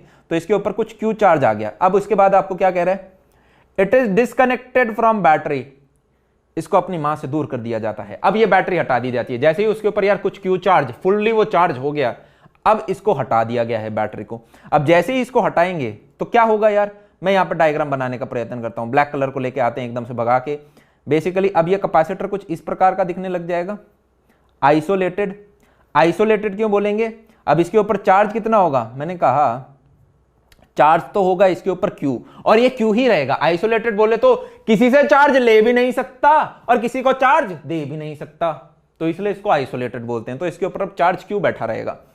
अब क्या कह रहा है ये, it is disconnected from battery, isolate हो गया है, and then connected to another uncharge capacitor. इसको कहा कि यार ये इस स्टेज के ऊपर आया, पर उसके बाद इसको फिर से कनेक्ट कर दिया गया एक और कैपेसिटर के साथ, ठीक है। तो अब इसके ऊपर तो Q चार्ज है और इसके ऊपर 0 कूलम्ब चार्ज है। जो नया कैपेसिटर आया वो भी अनचार्ज आया होगा, क्योंकि हमें पूरी एनसीईआरटी क्लास 12 फिजिक्स के अंदर फॉर बोर्ड एग्जामिनेशन कैपेसिटर हमें अपना अनचार्ज मानना है। तो मैंने कहा इनिशियली वो जो कैपेसिटर है वो चार्ज अनचार्ज आया है। अब होता क्या है यार, आपने एक बहुत सुंदर सफेद शर्ट ले ली और दूसरी तरफ एक कीचड़ वाली शर्ट ले ली, और दोनों को आप जोड़ोगे, ऐसे रगड़ोगे, तो होगा क्या, सफेद वाली मैली हो जाएगी और मैली वाली थोड़ी सी सफेद हो जाएगी, ठीक है। उसी प्रकार से यहां पर अब क्या होगा, जो चार्ज इतनी देर से आइसोलेटेड था, अब ये चार्ज थोड़ा सा नीचे वाली प्लेट के पास चला जाएगा। तो होगा क्या, ये होगा कि ये चार्ज Q हटके कुछ Q1 बन जाएगा इस ऊपर वाले कैपेसिटर के ऊपर, और नीचे वाले कैपेसिटर पे 0 हटके कुछ Q2 चार्ज बन जाएगा। सच डैट, क्या मैं बोल सकता हूं ये दोनों कैपेसिटर मिलके अपने आप में एक आइसोलेटेड सिस्टम है? हां, तो पहले ये आइसोलेटेड सिस्टम कुछ ऐसा था, फिर एक सिंगल कैपेसिटर था, अब आइसोलेटेड सिस्टम थोड़ा सा बड़ा हो गया है जिसके अंदर 2 कैपेसिटर हैं, पर फिर भी चार्ज तो उतना ही रहेगा। तो क्या मैं बोल सकता हूं Q is equal to Q1 plus Q2? हाँ भैया, ये तो बोल सकते हो, ये बढ़िया चीज समझ में आई। मैंने कहा ओके, बस इतना ही समझना था। तो क्या मैं बोल दूं यार, ये हमारा स्टेज 1 बोल देते हैं, इसको हमारा स्टेज 2 बोल देते हैं, इसको हमारा स्टेज 3 बोल देते हैं। अब स्टेज 1 जो था उसके अंदर हमारे पास एनर्जी कितनी थी? मैंने कहा यार एनर्जी का तो हमारा सिंपल सा फॉर्मूला था, एनर्जी होती है हमारी हाफ CV²। यस, कैपेसिटेंस आपको दे रखी है, पोटेंशियल आपको बैटरी का दे रखा था, पोटेंशियल डिफरेंस, तो एनर्जी मेरी हाफ CV²। इसको मैं UI बोल दूं क्योंकि ये मेरी इनिशियल एनर्जी है। क्या मैं चार्ज निकाल सकता हूं, कितना चार्ज हो गया होगा मेरा कैपेसिटर इससे? Q इक्वल टू CV से मैंने निकाल दिया कि यार मेरा इतना चार्ज स्टोर हो गया था। तो बेसिकली इसके ऊपर Q equal to CV second stage में चार्ज अक्यूमुलेट हो चुका था। अब अगर मैं अपनी फाइनल एनर्जी देखूं, फाइनल एनर्जी बोले तो स्टेज 3 की बात कर रहा है ये। स्टेज 3 में क्या हो रहा होगा, क्या मैं बोल सकता हूं total charge will remain conserved? क्यों? क्योंकि पूरे दोनों कैपेसिटर अपने आप में आइसोलेटेड हैं। So Q equal to Q1 plus Q2। हाँ भैया, ये तो हम बोल सकते हैं, ये तो आपने ऊपर ये भी बताया था। अब मुझे यार ये बताओ, क्योंकि ये जो दोनों कैपेसिटर हैं ये एक दूसरे से जुड़े हुए हैं, इन दोनों के अक्रॉस जो पोटेंशियल डिफरेंस होगा क्या वो सेम होगा या अलग होगा? बताएं। मैंने कहा यार इन दोनों की कैपेसिटेंस तो सेम है, क्योंकि ये प्रश्न में बता रखा है कि एकदम सिमिलर कैपेसिटर दूसरा लाया गया है। इन दोनों के अक्रॉस पोटेंशियल डिफरेंस भी तो सेम होगा। क्या उसको मैं कुछ V' बोल दूं, इसके अक्रॉस कुछ V', इसके अक्रॉस कुछ V'? तो मैंने कहा Q की जगह तो मैं लिख दूंगा CV is equal to capacitance, तो उतनी है, कैपेसिटेंस कभी बदलती नहीं है, पता है ना आपको, चाहे चार्ज हो ना हो, आधा हो पूरा हो, कैपेसिटेंस उतना ही रहता है। CV' प्लस CV', ये C तो काट दूंगा मैं। क्या मैं बोल सकता हूं V' इक्वल टू V/2 हो गया? हाँ जी, हम बोल सकते हैं। तो अब जो मेरी फाइनल एनर्जी होगी वो कैसे निकाल सकता हूं मैं? मैंने कहा दोबारा फॉर्मूला यूज करो, हाफ CV' का होल स्क्वायर। अब क्योंकि 2 कैपेसिटर हैं तो इसको 2 से मल्टीप्लाई कर दो, ये 2 कट जाएगा, क्या बचा मेरे पास? V' को क्या लिख सकता हूं मैं? V/2 का whole square which is equal to what? CV²/4। मैंने कहा ये चीज भी हमें समझ में आ गई। तो अब इसने क्या बोला है, प्रश्न ने पूछा है कि रेशियो निकालो। क्या निकालो?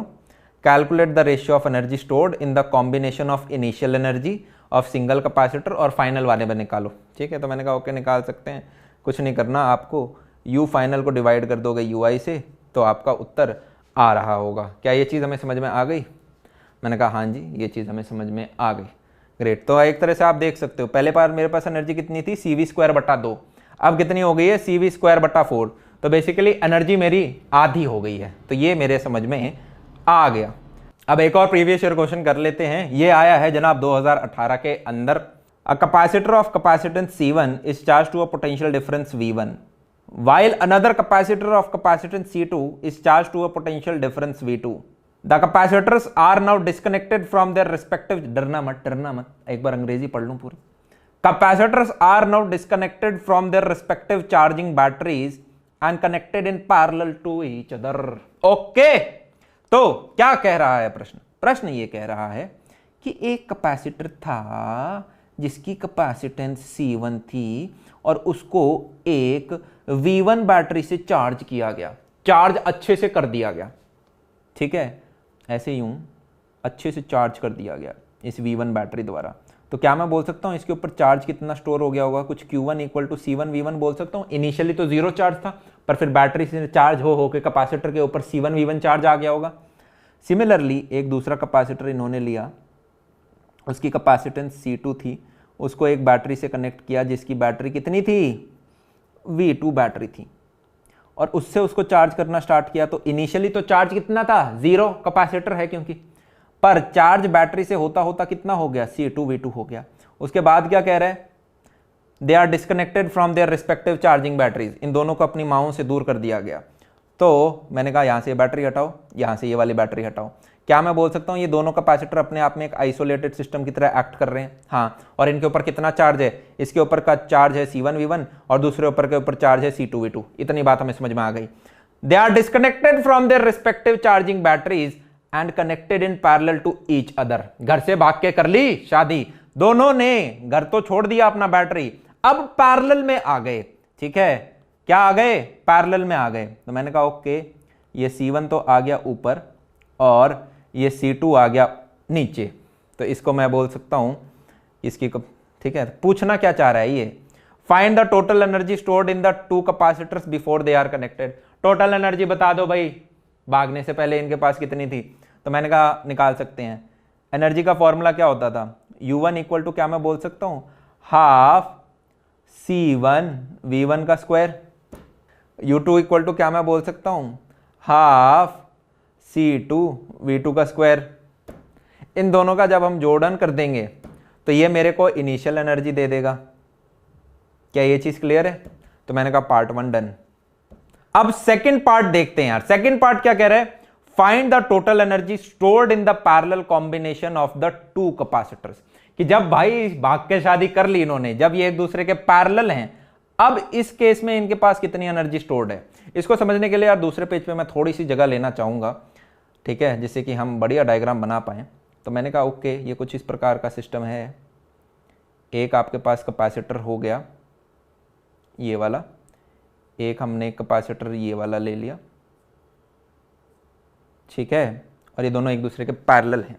अब मुझे यार ये बताओ, इनिशियली आपको चार्ज कितना बता रखा है? Q1 इक्वल टू क्या मैं बोल सकता हूँ? C1 V1 हमारा निकला था क्योंकि जब आइसोलेटेड थे। Q2 मेरा इक्वल टू कितना आया? C2 V2 क्या मैं कह सकता हूँ? क्योंकि आइसोलेटेड थे। अब जब इन दोनों को मैंने पैरेलल में जोड़ दिया है, आपको क्या समझ में आ रहा है? इस पॉइंट और इस पॉइंट के बीच में जो पोटेंशियल डिफरेंस है वो दोनों के लिए बराबर होने वाला है। चीज क्लियर हो रही है कि इस पॉइंट और इस पॉइंट के बीच में पोटेंशियल डिफरेंस V होगा दोनों के लिए? मैंने कहा हाँ। प्लस क्योंकि दोनों को आपस में जोड़ दिया है, तो क्या मैं बोल सकता हूं इन दोनों का जो एडिशन होगा चार्जेस का, वो अपने आप में कुछ Q एज्यूम कर लूं मैं? कोई दिक्कत तो नहीं है कि Q1 plus Q2 equal to Q? हाँ जी भैया, कोई दिक्कत नहीं है। बेसिकली मैं इस पूरे सिस्टम को अपने आप में एक आइसोलेटेड सिस्टम मानने की कोशिश कर रहा हूँ कि इसके ऊपर चार्ज Q1 है, इसके ऊपर Q2 है, इस पूरे पे कुछ चार्ज Q हो गया, which is Q1 plus Q2। हाँ भैया, कोई दिक्कत नहीं है। अब क्या इस Q को मैं चाहूं तो ऐसे लिख सकता हूं C1 प्लस C2V। भैया ये कैसे लिखा? क्योंकि जो मेरा C इक्विवेलेंट होता है वो क्या होता है? C1 प्लस C2 ही तो होता है। बेसिक अगर मैं इसका इक्विवेलेंट सर्किट बनाऊं कुछ इस जैसा, तो इसका C इक्विवेलेंट क्या हो जाएगा? C1 प्लस C2 के बराबर हो जाएगा। हाँ, प्लस इनके अक्रॉस जो पोटेंशियल डिफरेंस है, क्या मैंने वो मान लूँ कि यार वो V है? हाँ जी, तो मैंने वो यहाँ पे V लिख दिया, is equal to C1V1 plus C2V2। अगर मैं सब्स्टिट्यूट करूँ तो V की वैल्यू मुझे क्या मिल जाएगी? V की वैल्यू मुझे मिल जाएगी C1V1 plus C2V2 upon C1 plus C2। Great. ये जो इक्वेशन है इसको स्टार मार्क कर लो। क्यों? क्योंकि अब मैं इसको इस्तेमाल करूँगा। अब एनर्जी का फॉर्मूला क्या होता है? ये एनर्जी का फॉर्मूला होता है हाफ सी वी स्क्वायर। अब यहां पे C की जगह मैं क्या डालूंगा? C इक्विवेलेंट डाल दूंगा बेसिकली। ये C इक्विवेलेंट ही तो डालूंगा C1 प्लस C2 के बराबर। तो मैंने बोला okay this is nothing but C1 plus C2 का प्लस वी स्क्वायर मेरा कितना हो जाएगा? ये जो मेरी पूरी टर्म है इसको स्क्वायर करके लिख दो, which is nothing but C1V1 plus C2V2 upon C1 plus C2 इस पूरे का होल स्क्वायर। ये चीज़ मेरे समझ में आ गई। अब जैसे ही ये एक तो इस नीचे वाले से कट जाएगा तो मुझे क्या मिल जाएगा? C1V1 प्लस C2V2 का होल स्क्वायर डिवाइडेड बटा नीचे C1 प्लस C2, राइट। और ये आपका 1/2 भी रहेगा। तो ये मेरी एनर्जी की नया क्या आ गया? उत्तर आ गया कि यार मेरी अब फाइनल एनर्जी ये हो जाएगी कि भाग के शादी करेंगे तो इतनी आपकी एनर्जी पड़ रही होगी। ठीक है, तो हमारा सेकंड वाला पार्ट भी डन हो गया। पार्ट 3 क्या है? ठीक है, किसी को यार डिटेल्ड आंसर चाहिए हो तो ये जो PDF मैंने दे रखी है ना, इसी के लास्ट में इन सब के आंसर्स दे रखे हैं प्रिंटेड। मेहनत ऑलरेडी बहुत बढ़िया तरीके से कर ली गई है। ठीक है, जितना कंटेंट यहाँ कराया जा रहा है उससे आप 100 में से 100 लेके आ सकते हो। ठीक है, हम यहाँ पे मेंस या एडवांस की तैयारी नहीं कर रहे यार। ठीक है, जितना मैं करा रहा हूँ उतना ही सफिशिएंट है, इससे ज़्यादा आपको कुछ नहीं करना। बस अपनी NCERT की बैक एक्सरसाइज है उनके सॉल्यूशंस आपने कर लिए, सॉल्व्ड एग्जाम्पल्स वो कर लिए। कोई बड़ी प्रदीप या SL अरोड़ा बुक उठाने की जरूरत नहीं है, बहुत प्यारी किताबें हैं वो, पर चींटी को मारने के लिए हथौड़ा कभी इस्तेमाल थोड़ा ना करते हैं यार। हाँ या नहीं, ये चीज़ हमें समझ में आ गई। Explain the reason for the difference of energy in parallel combination as comparison to the total energy before they are connected. क्या कह रहा है ये? यार यहाँ पे ये जो आप U1 प्लस U2 करोगे ना, इनिशियली जो आपने इन दोनों का जोड़ा कि इसकी आपने एनर्जी जोड़ दी और इसकी आपने एनर्जी जोड़ दी, वो आपकी ज़्यादा आ रही है एज कंपेयर टू कि जो इनकी बाद में एज अ कॉम्बिनेशन थी। क्या कह रहे हो? मैं ये कह रहा हूं कि शादी करने से पहले जब इनकी इंडिविजुअल जो एनर्जी थी उनका जो एडिशन था वो ज्यादा था एज कंपेयर टू भाग के जब इन्होंने शादी करके एक ग्रुप बन गए। ऐसा क्यों हो रहा है? मजाक मजाक में हम समझ रहे हैं, ऐसा इसलिए हो रहा है यार क्योंकि क्या मैं बोल सकता हूं, पहले तो अपने आप में दोनों कैपेसिटर आइसोलेटेड थे। इसके ऊपर चार्ज Q1 था, इसके ऊपर चार्ज Q2 था। अब क्या हुआ, जैसे ही आपने दोनों को पैरेलल में जोड़ दिया, क्या मैं बोल सकता हूं कुछ चार्ज होगा जो कि शायद ऊपर वाले कैपेसिटर से नीचे वाले कैपेसिटर में जाएगा, कुछ चार्ज होगा जो कि शायद शिफ्ट होंगे ना, एक सफेद शर्ट एक गंदी शर्ट, दोनों को आप रगड़ोगे, कुछ चार्ज यहां से यहां गया, कुछ चार्ज यहां से, मैल यहां से यहां गया, मैल यहां से यहां गया। सिमिलरली कैपेसिटर में चार्ज इधर से इधर गया, इधर से इधर गया। अब चार्ज फ्री में तो चलता है नहीं, जब भी चार्ज चलता है तो वो हीट में कन्वर्ट होता है। ठीक है, हम आप नेक्स्ट चैप्टर जब पढ़ोगे करंट इलेक्ट्रिसिटी तो आप देख रहे होगे कि जब एक तार में से बिजली जाती है, ट्रैवल करती है, तो हीट प्रोड्यूस होती है। और वो हीट क्या है? बेसिकली लॉस ऑफ एनर्जी है। तो मैं बोल सकता हूं कि जैसे ही ये दोनों एक साथ आए तो कुछ एनर्जी हीट में बर्बाद हो गई, तो अब इस कॉम्बिनेशन के पास जो एनर्जी बची है वो कम है एज कंपेयर टू जो इसके पास इनिशियली एनर्जी थी। ठीक है, तो बस यही इसका रीजन होगा कि यार इसमें कम क्यों है। तो तीनों पार्ट आपके हमने कर लिए। नेक्स्ट प्रश्न करते हैं कि two identical parallel plate capacitors A and B। एक कैपेसिटर तो हो गया यार A, दूसरा हो गया B। ठीक है, यहां पे एक ये बैटरी लगा रखी है छोटी सी E। They are connected to a battery of V volt, और जो स्विच S है वो क्लोज्ड है। ये जो स्विच है ना यार, ये बंद है इनिशियली ये स्विच बंद है। और इसको मैं मिटा देता हूं ना, क्लीन, सुंदर सुंदर, नीट एंड क्लीन हो जाएगा। ठीक है, ये जो स्विच है ये बंद है, तो मैं इसको एज अ बंद ही यहाँ पे दिखा देता हूँ कि यार ये स्विच है ना अपने आप में बंद है। ओके, अब क्या कह रहा है? The switch is now opened. अब ओपन कर दिया भैया, बंद करके एकदम से ओपन क्यों कर दिया? क्या फर्क है इसका? समझ में नहीं आया। जब वो बंद था, अभी है ना सिर्फ क्वेश्चन की पहली एक लाइन ही हम पढ़ रहे हैं, उसको ही समझने की कोशिश कर रहे हैं। क्वेश्चन की पहली लाइन क्या कह रही है? 2017 में आई है प्रीवियस ईयर क्वेश्चन। जब वो स्विच बंद है, क्या मैं कह सकता हूं ये वाला कैपेसिटर और ये वाला कैपेसिटर दोनों एक दूसरे के पैरेलल हैं? क्यों पैरेलल हैं? क्योंकि यार एक तो ये इसी बैटरी से कनेक्टेड है जिसका पोटेंशियल V बता रखा है आपको। तो क्या मैं बोल सकता हूं इसके अक्रॉस पोटेंशियल कितना है? V। और जो दूसरा कैपेसिटर है उसके अक्रॉस भी पोटेंशियल कितना है? V। क्या ये इतनी चीज आपको समझ में आ गई? आ गई। ठीक है, और ये आइडेंटिकल पैरेलल प्लेट कैपेसिटर्स हैं। आइडेंटिकल का मतलब कि यार अगर इसकी कैपेसिटेंस C है तो इसकी भी कैपेसिटेंस C है। ग्रेट। अगर तो इसके ऊपर यार दोनों के ऊपर चार्ज कितना स्टोर हो गया होगा? मैंने कहा अगर इसकी बैटरी V थी, Q इक्वल टू CV हमें फॉर्मूला पता है, तो क्या मैं बोल सकता हूं कि यार इसके ऊपर CV चार्ज एक्यूमुलेट हो गया और इसके ऊपर भी CV चार्ज एक्यूमुलेट हो गया, दोनों के ऊपर बराबर बराबर चार्ज एक्यूमुलेट हो चुका है। क्या मैं ये कह सकता हूं? हाँ भैया आप कह सकते हो। अब इसने क्या किया, the switch is now opened, इन्होंने ये स्विच खोल दिया, तोड़ दिया इस स्विच को, तो खोल दिया तो ये कुछ ऐसा सा हो गया। हाँ जी हो गया। अब आप कुछ ऑब्जर्व करने की कोशिश करो, कितने लोग यहां पे फील कर पा रहे हैं कि ये जो मेरा सेकंड कैपेसिटर था B, अब ये आइसोलेट हो चुका है। अरे हाँ या ना, अब ये आइसोलेट हो चुका है। आप में से कुछ एक बच्चे बोल सकते हैं भैया एक तरफ से तो जुड़ा हुआ ही है, दूसरे नहीं, इसको आइसोलेट बोलते हैं, ठीक है। ये आइसोलेट हो चुका है। क्या मैं चीज समझ में आ रही है? हाँ जी ओके। और इस वाले के अक्रॉस अभी भी पोटेंशियल V है, इस वाले के अक्रॉस क्या मैं बोल सकता हूं, चार्ज सेम होगा। दोबारा रिपीट कर रहा हूं, क्योंकि मेरा कैपेसिटर B आइसोलेट हो गया है, तो आइसोलेटेड सिस्टम के अंदर चार्ज सेम होता है, तो मैं कहूंगा इसका चार्ज सेम रहेगा, इसका चार्ज नहीं बदलेगा, क्योंकि ये तो आइसोलेट हो गया है, ये तो बनवास पे चला गया है। हाँ जी, वहीं पे जो पहला कैपेसिटर है उसके अक्रॉस पोटेंशियल अभी भी V रहेगा। क्या ये चीज समझ में आ गई? हाँ जी आ गई। अब आगे प्रश्न पूछते हैं, the switch is now opened and the free space between the plates of the capacitor is filled with the dielectric of dielectric constant K। ये जो दोनों आपके कैपेसिटर थे जिनके बीच में पहले वैक्यूम था, अब डाइलेक्ट्रिक डाल दिया। पैरेलल प्लेट कैपेसिटर थे पहले, अब बीच में डाइलेक्ट्रिक डाल दिया। तो क्या करा, पहले तो स्विच बंद था तो दोनों को चार्ज होने दिया, फिर स्विच खोल दिया। स्विच खोलते ही क्या हुआ कि यार B है वो तो आइसोलेट हो गया और A तो अभी भी बैटरी के साथ कनेक्टेड है, और अब इनके अंदर डाइलेक्ट्रिक डाल दिया।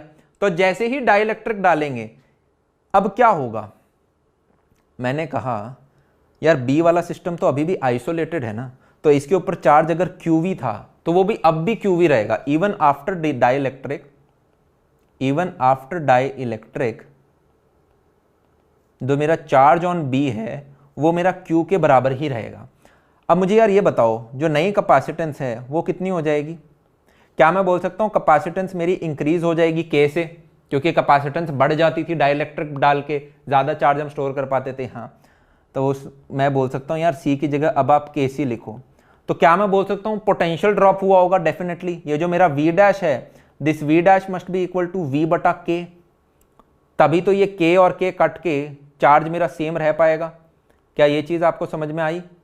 यस। तो ये जो अब मेरा आइसोलेटेड कैपेसिटर है, कैपेसिटर नंबर B, इसके अक्रॉस जो पोटेंशियल डिफरेंस V डैश है वो अब कितना हो जाएगा? V बटा K हो जाएगा। और जो इसके ऊपर चार्ज है वो सेम ही रहेगा, चार्ज जो है वो सेम रहेगा। क्यों? क्योंकि वो आइसोलेटेड है। 5 बार रिपीट कर चुका हूं। बहुत बढ़िया, इतनी चीज क्लियर हो गई। पूछ क्या रहा है ये, find the ratio of total electrostatic energy stored in both capacitor before and after the introduction of dielectric. Dielectric डालने से पहले क्या था यार? क्या मैं बोल सकता हूं एनर्जी का फॉर्मूला क्या होता है? Half CV²। ठीक है, अब क्योंकि 2 कैपेसिटर हैं तो 2 से मल्टीप्लाई कर दिया।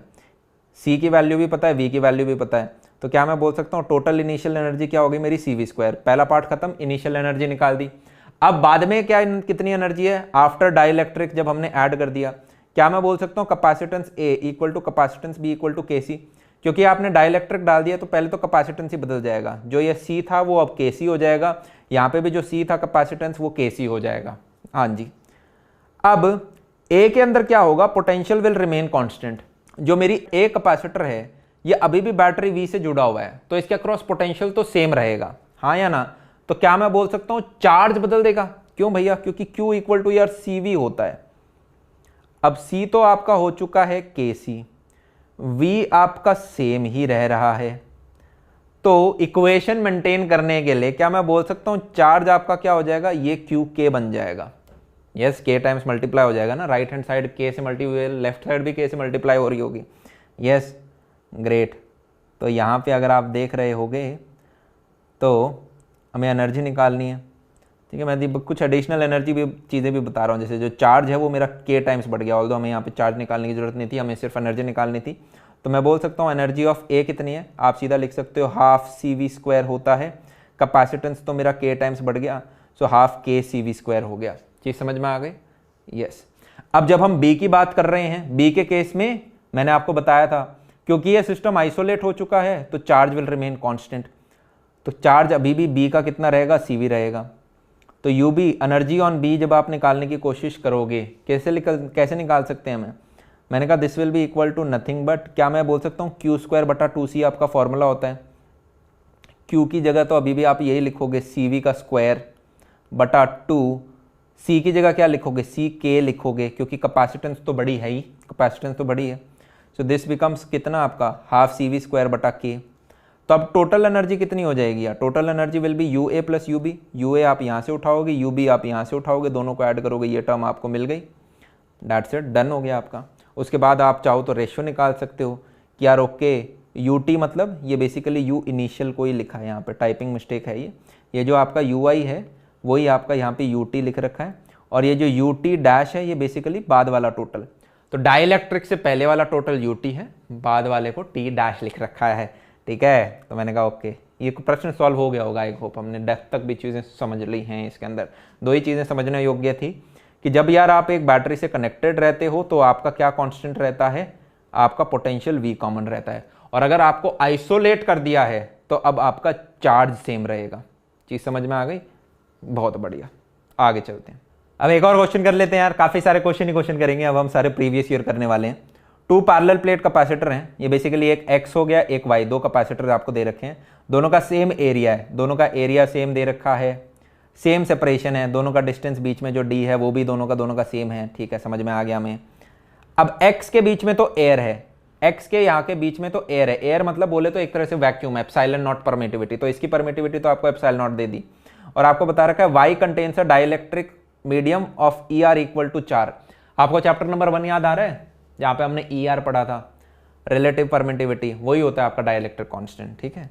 तो आपको बेसिकली K की वैल्यू आपको 4 दे रखी है। मैंने कहा ओके, आप में से कितने लोगों को समझ में आ गया कि कैपेसिटेंस का फॉर्मूला होता था एप्सिलॉन नॉट A बटा D। तो बेसिकली अगर इसकी कैपेसिटेंस C है तो इसकी कैपेसिटेंस 4C होगी। कितने लोगों को ये चीज़ पकड़ में आ गई कि इसकी कैपेसिटेंस C है तो इसकी कैपेसिटेंस C से 4 गुना ज़्यादा होगी। यस, मैंने कहा हाँ जी। अब आपसे पूछा क्या गया है, calculate capacitance of each capacitor if equivalent capacitance of the combination is 4 microfarad. बहुत आसान क्वेश्चन है, ये दोनों के दोनों सीरीज में जनाब। तो सीरीज में फॉर्मूला क्या होता था, 1/C equivalent equal to 1/C1 plus 1/C2। Yes, और उसको हम बोल देते थे कि यार C इक्विवेलेंट इक्वल टू कितना हो जाता है, C1 C2 upon C1 plus C2। इस पर्टिकुलर केस में C1 कितना है, C2 कितना है 4C, और नीचे कितना आ जाएगा C प्लस 4C, और आपको क्या बता रखा है C इक्विवेलेंट कितना है 4। ये देखो ना 4 माइक्रोफेरेड के बारे में, 4 छोटे माइक्रोफेरेड, ठीक है।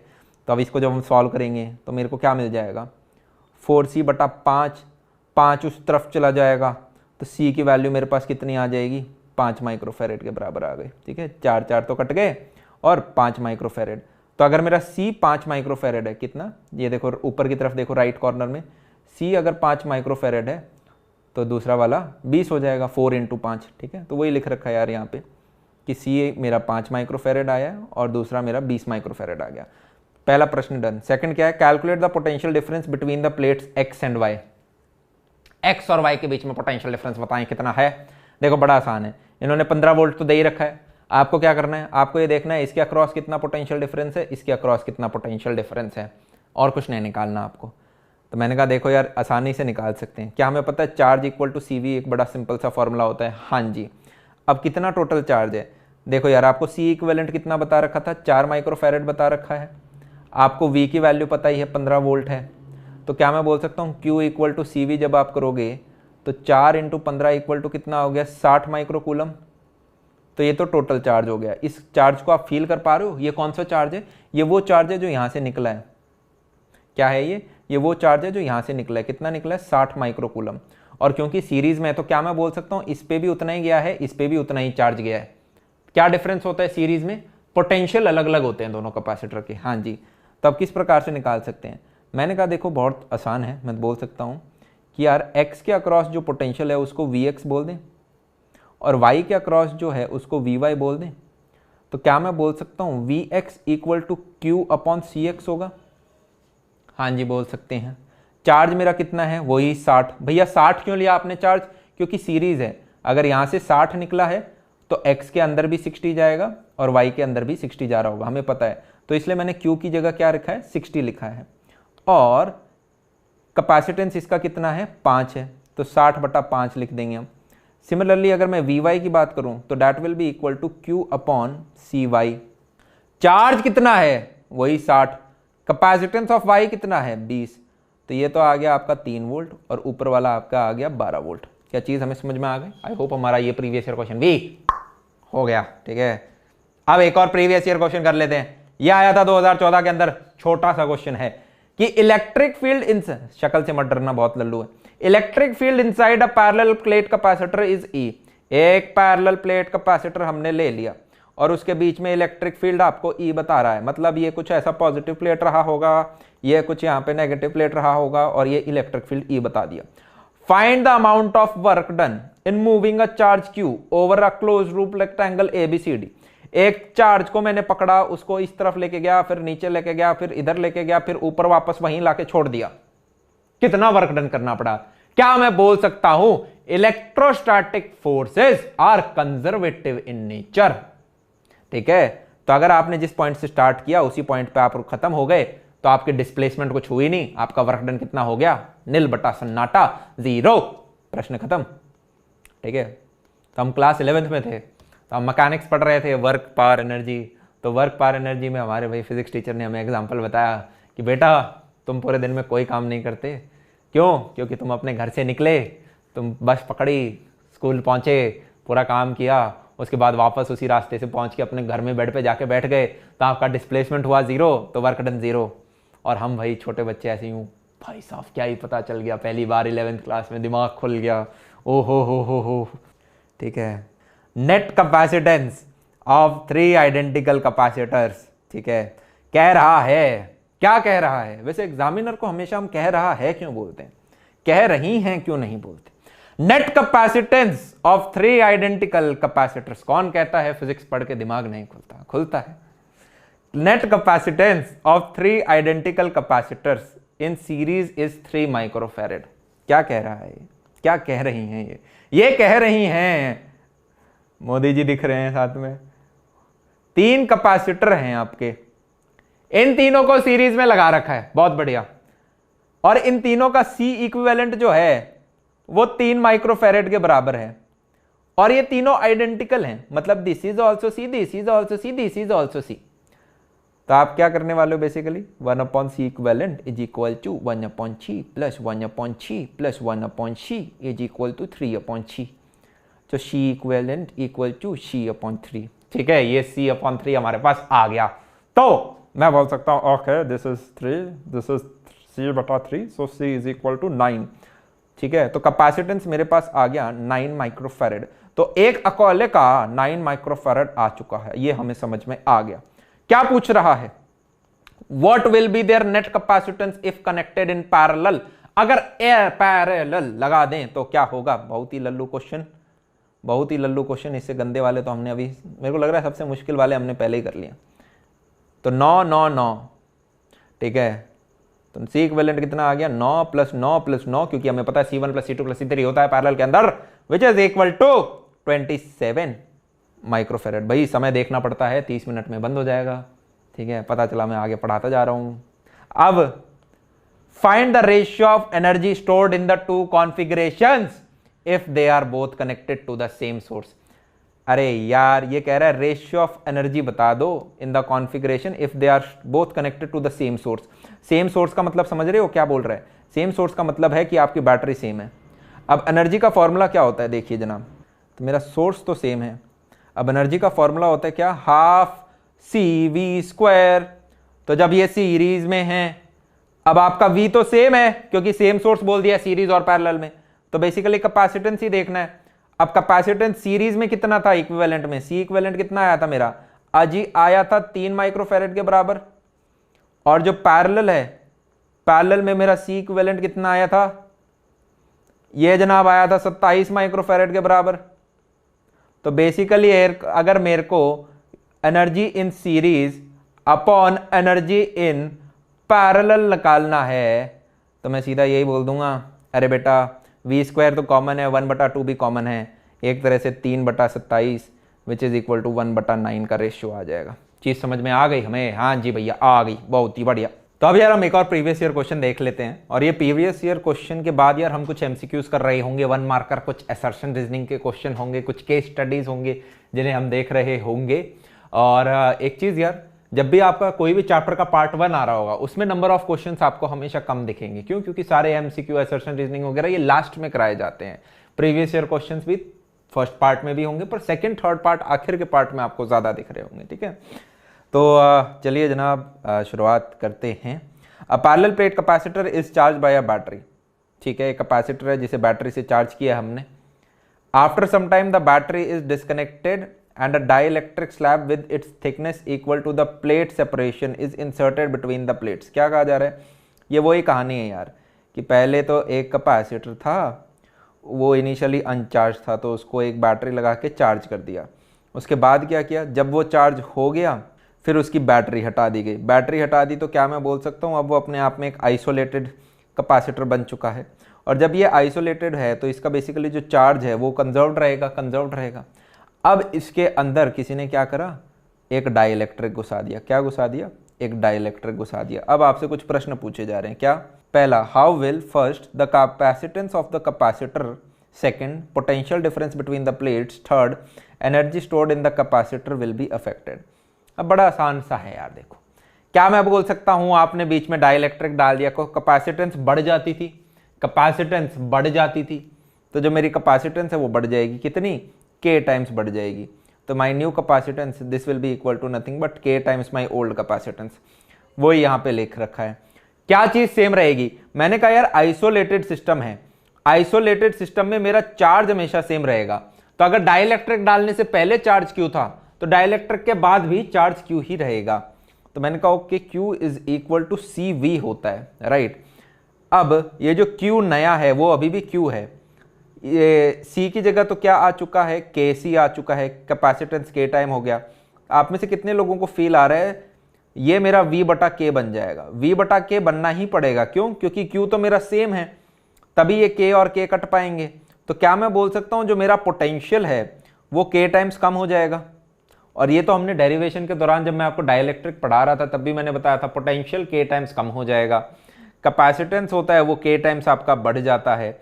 तो हमारा फर्स्ट पार्ट हो गया, मेरा पोटेंशियल डिफरेंस वाला भी हो गया कि पोटेंशियल जो डिफरेंस है, राइट, ये यार यहाँ पे लास्ट में मिस्टेक हो गया है। ठीक है, बेसिकली ये Q अपॉन C डैश आपका होना चाहिए था, ये V अपॉन K हो जाएगा। ठीक है, ये K टाइम्स डिक्रीज हो गया है। थर्ड क्या पूछा गया है, the energy stored in the capacitor will be affected.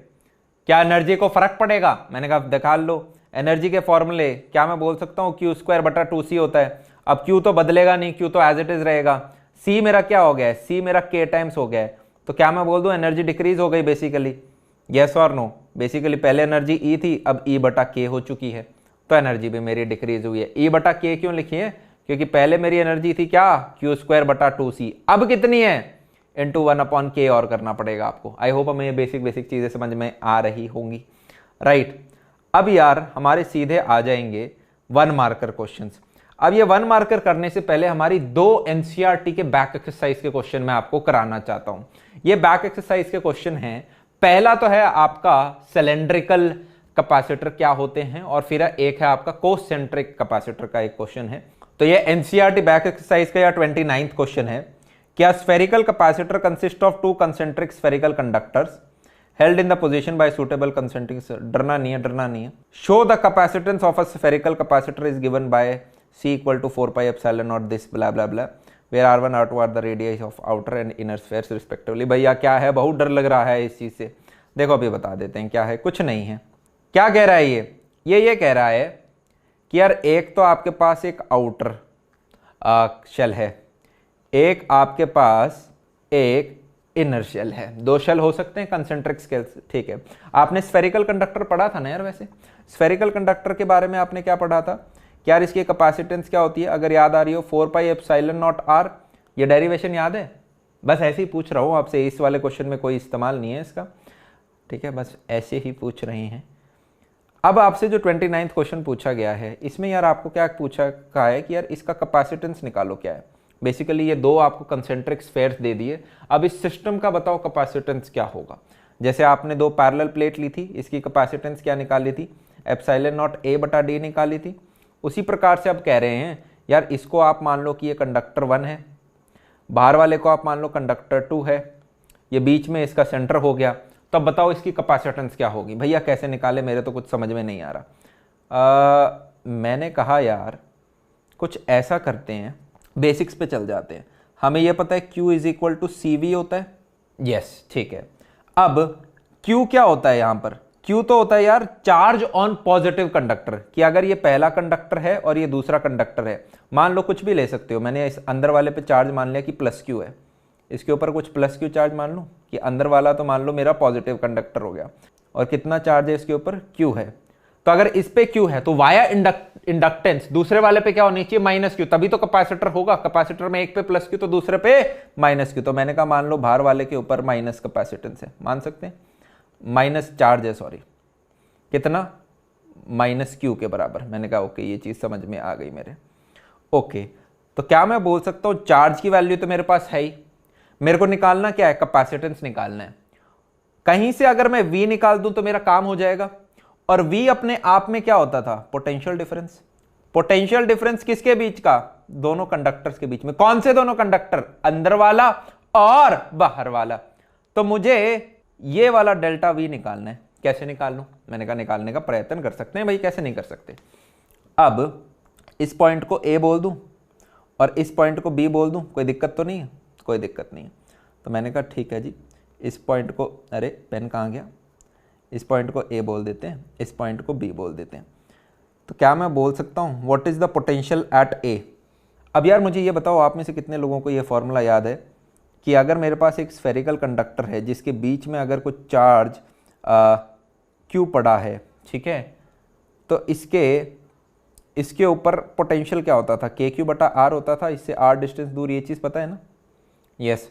Similarly अगर एक स्फेयर है जिसके ऊपर चार्ज Q है, तो उसके सरफेस के ऊपर पोटेंशियल क्या होता है, KQ बटा R होता है। आई होप ये आपको फॉर्मूले पता है, ग्रेट। तो क्या मैं बोल सकता हूँ A पे पोटेंशियल कितना होगा, K ऑफ Q बटा R A, ठीक है। मान लेते हैं अंदर वाली रेडियस RA है और ये जो बाहर वाली रेडियस है इसको RB बोल देते हैं, ठीक है। प्लस मुझे यार ये बताओ, क्या B की वजह से, B मतलब बाहर वाले स्फेयर की वजह से अंदर वाले पे कुछ पोटेंशियल पड़ेगा, हाँ जी पड़ रहा होगा। कितना पड़ रहा होगा, मैंने कहा बराबर पड़ रहा होगा। क्या मैं बोल सकता हूं K ऑफ -Q RB पड़ रहा होगा। यही तो होता था यार कि अगर मेरे पास एक स्फेयर है तो इसके इस पॉइंट पे अगर जो पोटेंशियल है KQ बटा R, वही इसके अंदर वाले पॉइंट पे भी होगा KQ बटा R। हर जगह सेम होता था KQ बटा R, हर जगह सेम होता था KQ बटा R, ठीक है। तो मैं बोल सकता हूं this is equal to what, KQ 1/RA minus 1/RB। वहीं पे अगर मैं पोटेंशियल एट B की निकालने की कोशिश करूं तो क्या होता है, अगर मेरे पास एक ये है जिसकी रेडियस मान लो RA है और मैं यहाँ पे इस पॉइंट B की निकालना चाहता हूँ, तो इसकी वजह से यार यहाँ पे पोटेंशियल कितना होगा, KQ बटा X होता था, और यहाँ पे X इक्वल टू किसके बराबर है, RB के बराबर है।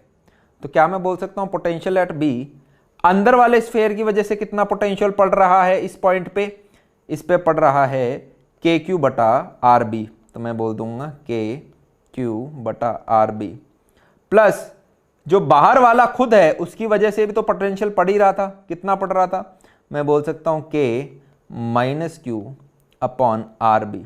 क्या आपको दिख रहा है, ये दोनों कट जाएंगे, दिस इज इक्वल टू 0। तो अगर एक मेरे को VA माइनस VB निकालना है तो वो किसके बराबर आ जाएगा, VA के ही बराबर आ जाएगा। क्या इतना फंडा हमें समझ में आ रहा है। तो यही चीज़ यार यहाँ पे भी आपको लिखा के दे रखी है। इन्होंने जब पोटेंशियल डिफरेंस निकाला तो वो VA माइनस VB, जो कि बेसिकली VA माइनस 0 हो गया, क्योंकि VB मेरा 0 के बराबर है, वो VA के बराबर आ गया। तो मेरा potential difference equal to VA minus VB जो था ये तो 0 हो गया था, तो इक्वल टू VA आ गया। मैंने कहा ये चीज़ समझ में आ गई। और जो VA है ये क्या है, KQ upon A minus KQ upon B। A भी क्या है, बेसिकली जैसे मैंने रेडियस A रेडियस B लिया था, इन्होंने इस प्रकार से ले रखा है। इसको जब सॉल्व करेंगे तो क्या मैं बोल सकता हूँ, this will be equal to nothing but KQ, जो आपने यहाँ पे हमने एलसीएम लिया है, ठीक है, ये क्या किसके बराबर आ जाएगा, K Q R B minus R A upon R A R B आ जाएगा। और वही सेम टू सेम रिजल्ट आपको यहाँ पे भी देखने को मिल रहा है, as it is same to same. तो अब क्या मैं कह सकता हूँ जनाब, मेरे पे चार्ज तो था ही, मेरे पास वी भी आ चुका है, तो अब मैं सी निकाल लूंगा। सी यार बड़ा सिंपल हो जाएगा आपका, सी मेरा हो जाएगा Q equal to C V होता है, C इक्वल टू क्यू बटा वी हो जाएगा, which will be equal to Q upon K Q B minus A B. तो ये यार आपका आ गया, Q Q कट गया। So this is equal to क्या, K को अगर खोलूंगा तो 4 pi epsilon not A B upon B minus A. तो यही हमें यार प्रूव करना था अगर आप देखोगे, ठीक है। तो ये हमने यहाँ पर प्रूव कर दिया। आई होप हमारा क्वेश्चन नंबर 29 यहाँ पे समझ में आ गया होगा। नेक्स्ट है यार हमारा सिलेंड्रिकल कैपेसिटर, ठीक है। तो ये एनसीईआरटी के अंदर वैसे तो कराया नहीं, पर आपको बैक एक्सरसाइज में दे रखा है, क्वेश्चन नंबर 32। सिलेंड्रिकल कैपेसिटर क्या है, ये जो आपके रिमोट कंट्रोल के अंदर डलते हैं, एसी का रिमोट हो गया, आपके पेंसिल सेल जिन्हें हम बोलते हैं, तो इनके अंदर दो कंडक्टर होते हैं। आपको बाहर वाला ही दिखता है, हम जब सेल को दिखते हैं तो हमें ऐसे दिखता है कि यार भैया एक ऐसा ही सेल ही तो है, नहीं, इसके अंदर भी एक छोटा सा होता है सिलेंडर एक और। तो वही यहाँ पे दिखा रखा है, ये है इसका इनर सिलेंडर जिसको आप कंडक्टर 1 बोल सकते हो, और इस कैपेसिटर का दूसरा कंडक्टर है इसका आउटर सिलेंडर। क्या ये चीज़ें हमें समझ में आ गई? मैंने कहा बहुत बढ़िया। अब कैपेसिटर के अंदर क्या होता है, एक के ऊपर आप प्लस क्यू चार्ज मानते हो और दूसरे के ऊपर आप माइनस क्यू चार्ज मानते हो। तो सिमिलरली यहाँ पे भी क्या करा है, जो इनर वाला है उसके ऊपर तो पॉजिटिव चार्ज मान लिया, तो इसके ऊपर ये इनर वाले पे पॉजिटिव चार्ज हो गया। अब गोलू है ना, तो पूरे पे ऐसे ही पॉजिटिव चार्ज, और जो आउटर साइड है उस पर नेगेटिव चार्ज इंड्यूस हो गया होगा, ये नेगेटिव चार्ज इंड्यूस हो गया बाहर वाले सिलेंडर के ऊपर। अब यार मुझे इसकी कैपेसिटेंस निकालनी है, जैसा कि इसने यहाँ पे कह रखा है क्या, कि डिटरमाइन द कैपेसिटेंस, कैपेसिटेंस निकालो इसकी। मैंने कहा ओके निकाल सकते हैं। क्या क्या चीज चाहिए होती है, मैंने कहा Q equal to C V formula याद है मुझे, हाँ। क्या चार्ज Q पता है, हाँ। चार्ज Q क्या होता है, बेसिकली ये कि इसके ऊपर आपने कितना प्लस Q छोड़ा है, तो वो तो मुझे पता है, मैंने कहा चार्ज Q कुछ भी मान लो उसको आप। V अगर मुझे समहाउ और पता चल जाए, विच इज पोटेंशियल डिफरेंस, तो क्या मैं कैपेसिटेंस नहीं निकाल लूंगा? हाँ जी निकाल लूंगा। अब मैं V कैसे निकालूं? पोटेंशियल डिफरेंस मुझे निकालना है किसके बीच में, जो इनर सिलेंडर है और जो आउटर सिलेंडर है। बेसिकली मेरे को यहां से लेके यहां तक का पोटेंशियल डिफरेंस डेल्टा V निकालना है। कैसे निकालें? मैंने कहा बड़ा सरल है जी। अगर आप यहां पे देखें, क्या हमने यूं पढ़ा था, जो हमारा इलेक्ट्रिक फील्ड होता है, इलेक्ट्रिक फील्ड होता है, this is nothing but minus dV बटा R, यस और नो? मैंने कहा ग्रेट। तो क्या मैं बोल सकता हूं dV is equal to minus E dot d r? ये भी कह सकते हैं, हाँ जी कह सकते हैं, वही यहाँ पे लिखा हुआ है minus E dot d are. अब इलेक्ट्रिक फील्ड कहाँ से कहाँ जाएगी? क्या मैं बोल सकता हूँ ये वाली साइड पॉजिटिव है और आउटर सिलेंडर नेगेटिव है, तो पॉजिटिव से नेगेटिव की तरफ इलेक्ट्रिक फील्ड जाएगी, इस प्रकार से इलेक्ट्रिक फील्ड जा रही होगी, इस प्रकार से इलेक्ट्रिक फील्ड जा रही होगी, इलेक्ट्रिक फील्ड इस प्रकार से जा रही होगी।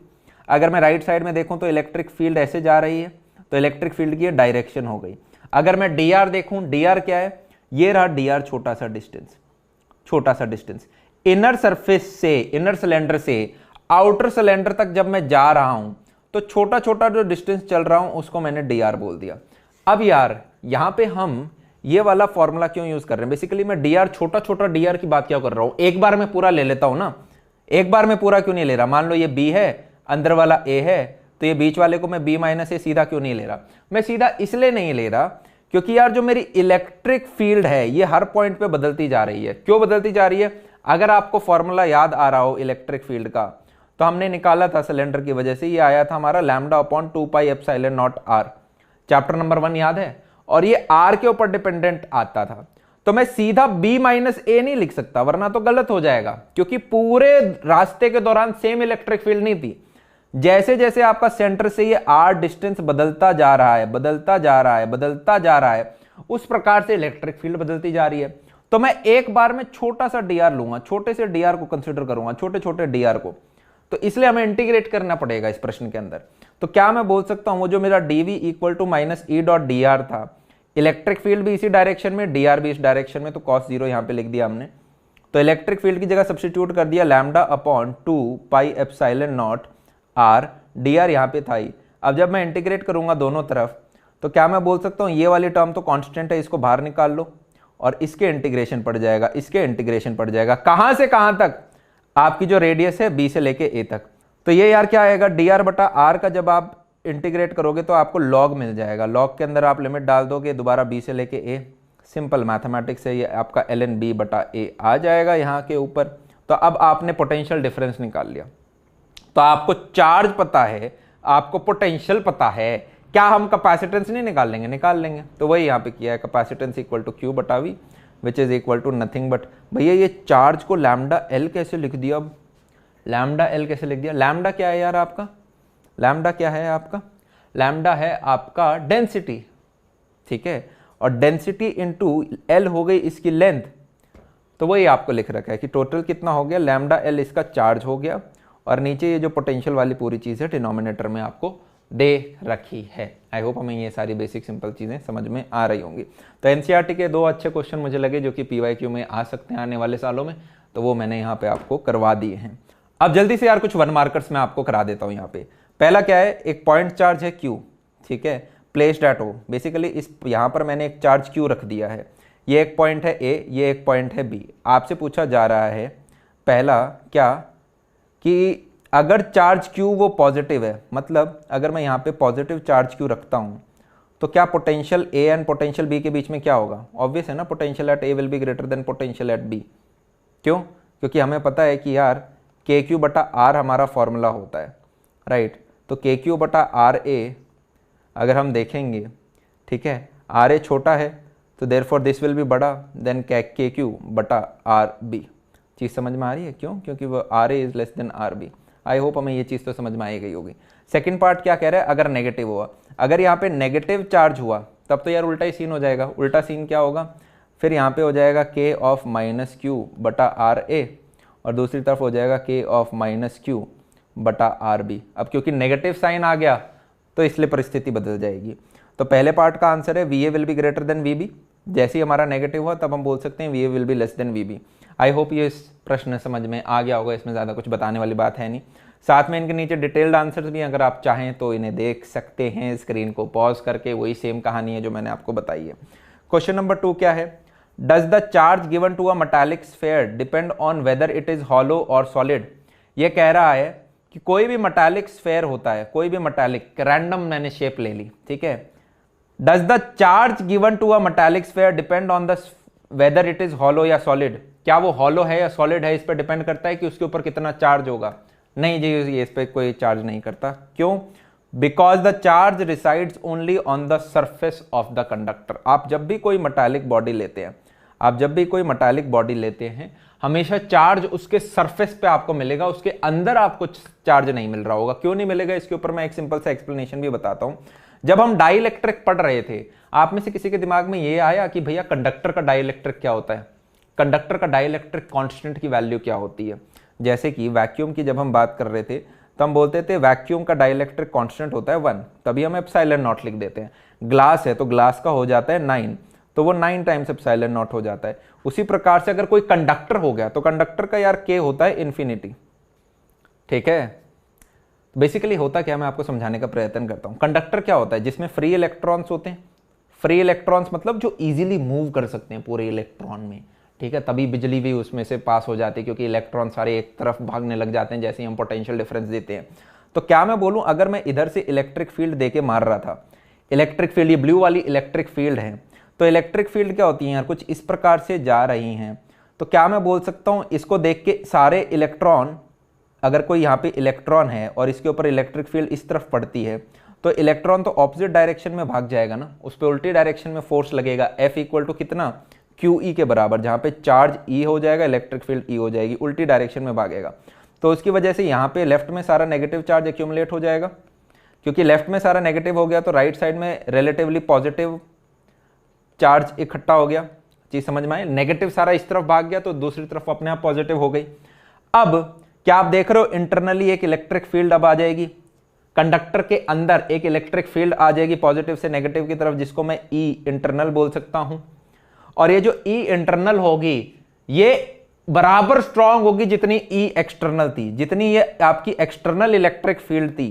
EO will be equal to E I. अरे हाँ या ना, क्या ये चीज हमें समझ में आ रही है? ठीक है, तो वही कारण है कि इसके अंदर जो इलेक्ट्रिक फील्ड होती है ये कितनी होती है, 0 हो जाती है, क्योंकि ई नेट की जब हम बात करते हैं that is nothing but equal to E not minus E I. ठीक है, तो अंदर आपके कोई भी स्फेयर होता है उसके अंदर जो हॉलो होता है उसके अंदर आपकी इलेक्ट्रिक फील्ड, तभी हम क्वेश्चन जो करे भी थे कि बिजली आपकी कड़क रही है, केस स्टडी करी थी चैप्टर 1 के अंदर, तो गाड़ी के अंदर बैठना चाहिए नहीं बैठना चाहिए, बैठ जाना चाहिए, क्योंकि वो अंदर से हॉलो है, बाहर मेटल है, अंदर इंसुलेटेड है। मैंने कहा ओके, तो E net is equal to what, E not minus E I. ये चीज समझ में आ रही है। और वैसे मैंने ई नेट का एक और फॉर्मूला भी आपको बताया था, अगर याद आ रहा हो आपको, वो था ई नॉट बटा के। ई नॉट माइनस ई आई करोगे तो आपको 0 मिलेगा, ई नॉट बटा के करोगे और के की वैल्यू इन्फिनिटी है, डाइलेक्ट्रिक कांस्टेंट की वैल्यू फॉर कंडक्टर्स, तो क्या देख रहे हो, ये भी 0 ही आ रहा है। ये दोनों के दोनों मैच होते हुए दिख रहे हैं। आप दोनों में से किसी भी तरीके से चाहे चीजें समझ रहे हो, दोनों एकदम सही हैं। ठीक है, तो जब अगर आपसे कोई 1 मार्कर में पूछता है कि does the charge given to a metallic sphere depend on whether it is hollow और सॉलिड, नहीं, फर्क नहीं पड़ता कि वो हॉलो है या सॉलिड है, सारा का सारा चार्ज उसके सरफेस पे आके बैठ जाता है, उसके अंदर कोई चार्ज नहीं होता है। चीज समझ में आ गई है हमें, ग्रेट। नेक्स्ट क्या है, एक electron is accelerated through a potential difference v, right the expression for its final speed if it was initially at rest. एक इलेक्ट्रॉन है जिसको एक्सेलरेट कर दिया गया है through a potential difference v। अब एक इलेक्ट्रॉन है, इसके अक्रॉस मैंने पोटेंशियल डिफरेंस v डाल दिया। एनर्जी का फॉर्मूला आपको पता है यार, एनर्जी का फॉर्मूला होता है U is equal to Q V, याद आ रहा है। यहाँ पे U है आपकी energy, electrostatic potential energy, V है आपका पोटेंशियल डिफरेंस जो होता है, ठीक है, Q आपका चार्ज होता है। तो उसी लॉजिक से क्या मैं बोल सकता हूँ, इस इलेक्ट्रॉन के पास कितनी एनर्जी आ गई, इसके पास आ गई, चार्ज तो है इसका E, और पोटेंशियल डिफरेंस कितना था इसके across V, through a potential difference V। तो क्या मैं बोल सकता हूँ इसके पास एनर्जी आ गई EV के बराबर, ग्रेट। इस सभी चीज़ को यहाँ पे लिख भी सकते हैं साथ साथ में, क्या कि यार हमारे पास U इक्वल टू EV आ गया, energy of electron. Right the expression for its final speed if initially it was at rest. Initially अगर ये रेस्ट पे था तो इसकी फाइनल स्पीड कितनी होगी। मैंने कहा ठीक है, अब ये जितनी भी एनर्जी है क्या मैं बोल सकता हूँ काइनेटिक एनर्जी में कन्वर्ट हो गई। इलेक्ट्रॉन इनिशियली तो रेस्ट पे था, उसके बाद आपको बताया जा रहा है कि ये इलेक्ट्रॉन एकदम से यूँ कुछ भागने लग गया, कुछ गति v के साथ, तो क्या मैं बोल सकता हूँ कि मेरे को कुछ काइनेटिक एनर्जी हाफ mv² हो गई होगी इसकी, इस टाइम पे इसकी काइनेटिक एनर्जी हाफ mv² हो गई होगी। ये सारी की सारी काइनेटिक एनर्जी किससे कन्वर्ट हुई है, इस इलेक्ट्रोस्टैटिक पोटेंशियल एनर्जी से ही तो कन्वर्ट हुई है। तो दूसरी तरफ मैं EV लिख सकता हूँ, ठीक है, ये कैपिटल V है, ध्यान रखना, V से काट मत देना, ये वेलोसिटी वाला V है। तो मैं सीधा लिख सकता हूँ कि small v is equal to कितना, twice of EV upon capital upon small m का अंडर द रूट। तो यही यार आपका सिंपल आंसर आ गया यहाँ पे। आई होप हमें ये चीज़ समझ में आ गई होगी, ठीक है। An electron is accelerated through a potential difference v। किस प्रकार से एक्सेलरेट हो सकता है भैया, ये मेरे नहीं समझ में आ रहा आपको यार। हम जैसे जैसे आगे जाएंगे तब आपके चीज़ें और भी समझ में आएंगी आने वाले चैप्टर में, स्पेशली जब हम करंट इलेक्ट्रिसिटी पढ़ रहे होंगे या मॉडर्न फिजिक्स के अंदर काफ़ी सारे साइंटिस्ट के जब हम एक्सपेरिमेंट्स देख रहे होते हैं। होता क्या है कि चाहे आपने कैथोड रे एक्सपेरिमेंट भी देखा हो, क्या होता है आपकी 2 प्लेट्स होती हैं यार, ठीक है, और इनके बीच में पोटेंशियल डिफरेंस बहुत बड़ी बैटरी लगा के क्रिएट कर दिया जाता है। आप मॉडर्न फिजिक्स में देख रहे होगे कि इलेक्ट्रॉन इजेक्ट कराने के काफ़ी सारे तरीके होते हैं। तो बहुत ज़्यादा अगर पोटेंशियल डिफरेंस क्रिएट हो जाता है कि मान लो एक तरफ आपका बहुत ज़्यादा पॉजिटिव चार्ज है, एक तरफ आपका बहुत ज़्यादा नेगेटिव चार्ज है, इसकी वजह से एक इलेक्ट्रिक फील्ड बन जाती है। अगर ऊपर से ये पार्ट सब जाने लग जाए तो दिक्कत मत करना, क्योंकि हम मॉडर्न फिजिक्स में पढ़ रहे होंगे, ठीक है। इलेक्ट्रिक फील्ड आपकी जानी स्टार्ट हो जाती है, तब ये इलेक्ट्रिक फील्ड इतनी स्ट्रांग हो जाती है कि दूसरा जो ये जो प्लेट है ना, इसमें जो फ्री इलेक्ट्रॉन होते हैं, यहाँ से इलेक्ट्रॉन को उखाड़ के दूसरी तरफ फेंक देती है, ये इलेक्ट्रॉन इजेक्ट तक करवा देती है ये, ठीक है। तो इसका कुछ ऐसा सा आप मतलब समझें कि electron is accelerated through a potential difference v, कि मान लो कुछ प्लेट थी, उसके बीच में यहाँ पे कुछ इलेक्ट्रॉन था, जैसी पोटेंशियल डिफरेंस आपने दिया ये एक्सेलरेट होकर दूसरी तरफ भागने लग गया। इनिशियली इसकी स्पीड u इक्वल टू 0 थी, बाद में कुछ स्पीड v आ गई। आई होप हमें कुछ कुछ चीजें क्लियर हो रही होंगी। नेक्स्ट प्रश्न, wire electric field lines perpendicular at a point on an equipotential surface of a conductor. ये कह रहा है कोई भी इक्विपोटेंशियल सरफेस होता है, जैसे कि हमने अलग अलग पॉइंट्स के लिए बनाए थे, जैसे कि एक पॉइंट चार्ज क्यू है, इसका इक्विपोटेंशियल सरफेस क्या होता है, सर्कुलर होते हैं। क्यों, क्योंकि इसका फॉर्मूला होता है KQ बटा R। R अगर आपका बराबर है तो एक पॉइंट चार्ज क्यू के अराउंड सर्कुलर आपके इक्विपोटेंशियल सरफेस बनते थे, पढ़ा था हमने, राइट। अगर आपकी पैरेलल ऐसे लाइन्स आ रही हैं तो इनका इक्विपोटेंशियल सरफेस इस प्रकार से बनते थे, ये हम सब पढ़ चुके हैं। तो ये कह रहा है इक्विपोटेंशियल सरफेस है मान लो, ठीक है, तो इससे परपेंडिकुलरली क्यों निकलती हैं इलेक्ट्रिक फील्ड, ये परपेंडिकुलरली क्यों निकलती हैं, इसका कारण पूछ रहा है।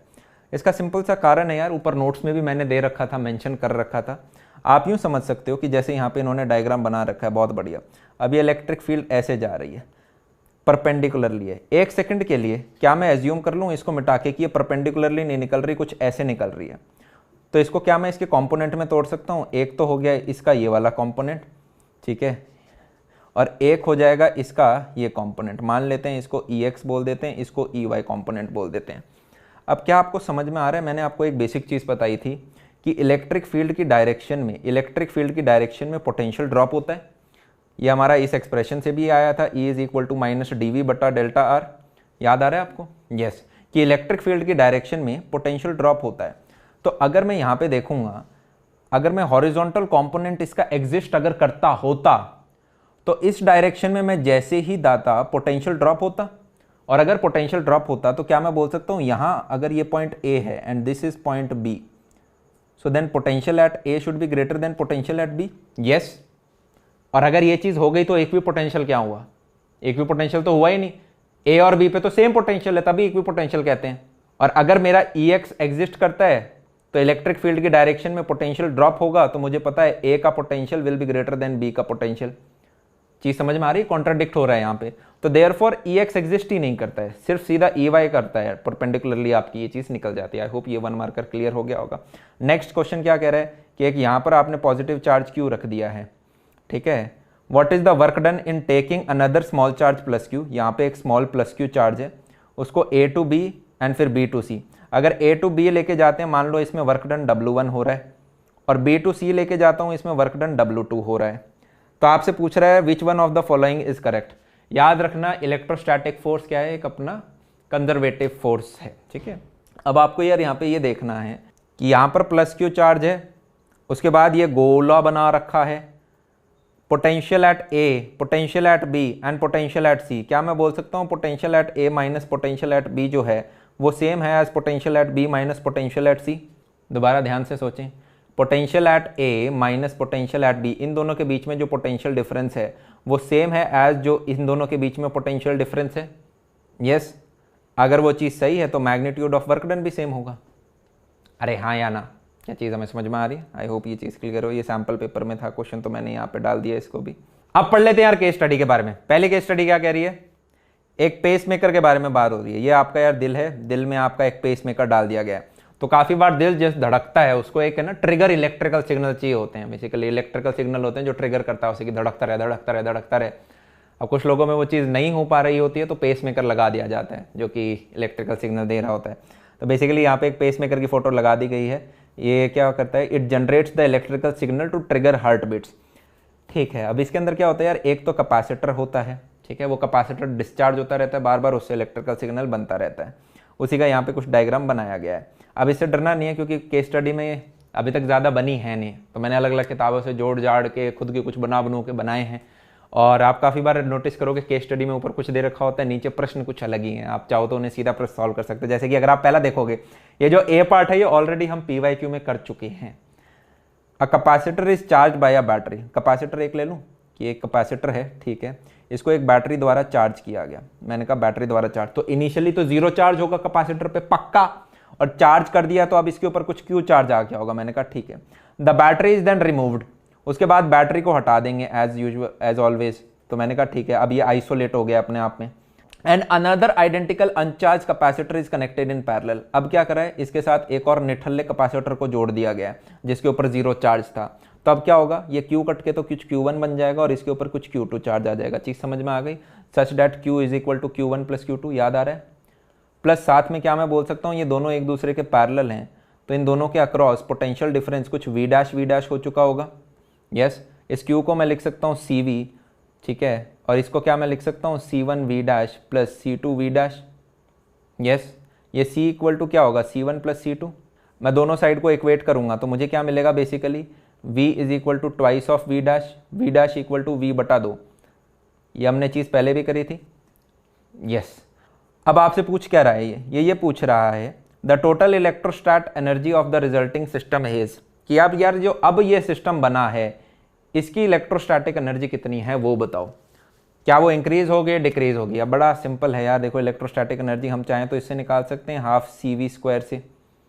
यस, अब मुझे ये बताओ यहाँ पे जो इसकी कैपेसिटेंस है वो तो कुछ बदल ही नहीं होगी क्योंकि कैपेसिटेंस तो सेम रहती है, पर इसका जो V है वो बदल चुका है। तो मैं सीधा यूँ बोल सकता हूँ क्या रोक के हाफ CV² होता था, V की जगह आप V/2 लिखोगे, इसका स्क्वायर आ रहा होगा।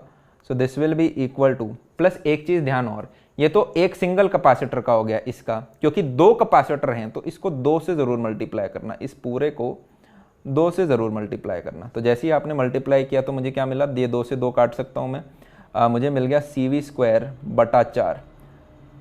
इनिशियली मेरे पास कितना था, जब अकेला एक ये मात्र कैपेसिटर था जिसके ऊपर चार्ज Q था, कैपेसिटेंस C थी, इसके अक्रॉस पोटेंशियल डिफरेंस V था, तब इसकी एनर्जी कितनी थी, इसकी एनर्जी थी हाफ CV²।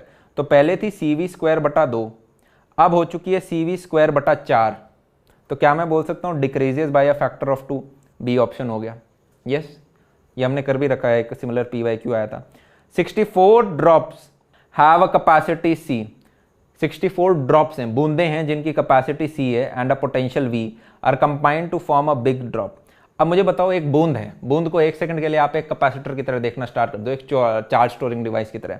तो Q = CV फॉर्मूला सबको याद है, मैं रंग बदल लेता हूँ, ऐसा करता हूँ कलर का, तो Q = CV हो गया। ठीक है, अब ये सारी ड्रॉप्स हैं अपने आप में आइसोलेटेड हैं, ग्रेट।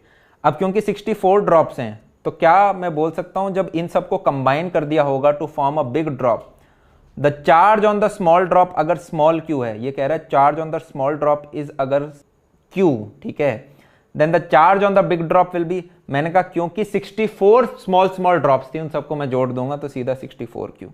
वही आइसोलेटेड वाला सिस्टम वाला फंडा मैंने यहाँ पे लगाया, काम खत्म। ठीक है, कि आइसोलेटेड बहुत सारे चार्ज हैं, सबको जोड़ दिया तो वो पूरा सिस्टम भी आइसोलेटेड रहेगा, Q 64Q आइसोलेटेड, तो 64। अब पैरेलल प्लेट कंडेंसर, कंडेंसर क्या है, वही कैपेसिटर है, डरना नहीं है नामों से, is connected with the terminal of a battery. वही सड़े क्वेश्चन, एक कैपेसिटर होगा जिसको किसी बैटरी से जोड़ दिया होगा, अच्छा जी जोड़ दिया। The distance between the plates is 6 mm, आपको D की वैल्यू दे रखी है 6। इफ अ ग्लास प्लेट अपने आप में क्या होता था, डाइलेक्ट्रिक होता था, याद आ रहा है, जिसका डाइलेक्ट्रिक कांस्टेंट 9 दे रखा है और 4.5 mm थिकनेस का मतलब समझ रहे हो, इसकी थिकनेस आपको दे रखी है 4.5, इसकी K की वैल्यू आपको दे रखी है 9। आपसे पूछा गया है इसकी नई कैपेसिटी क्या होगी, what is the new C'।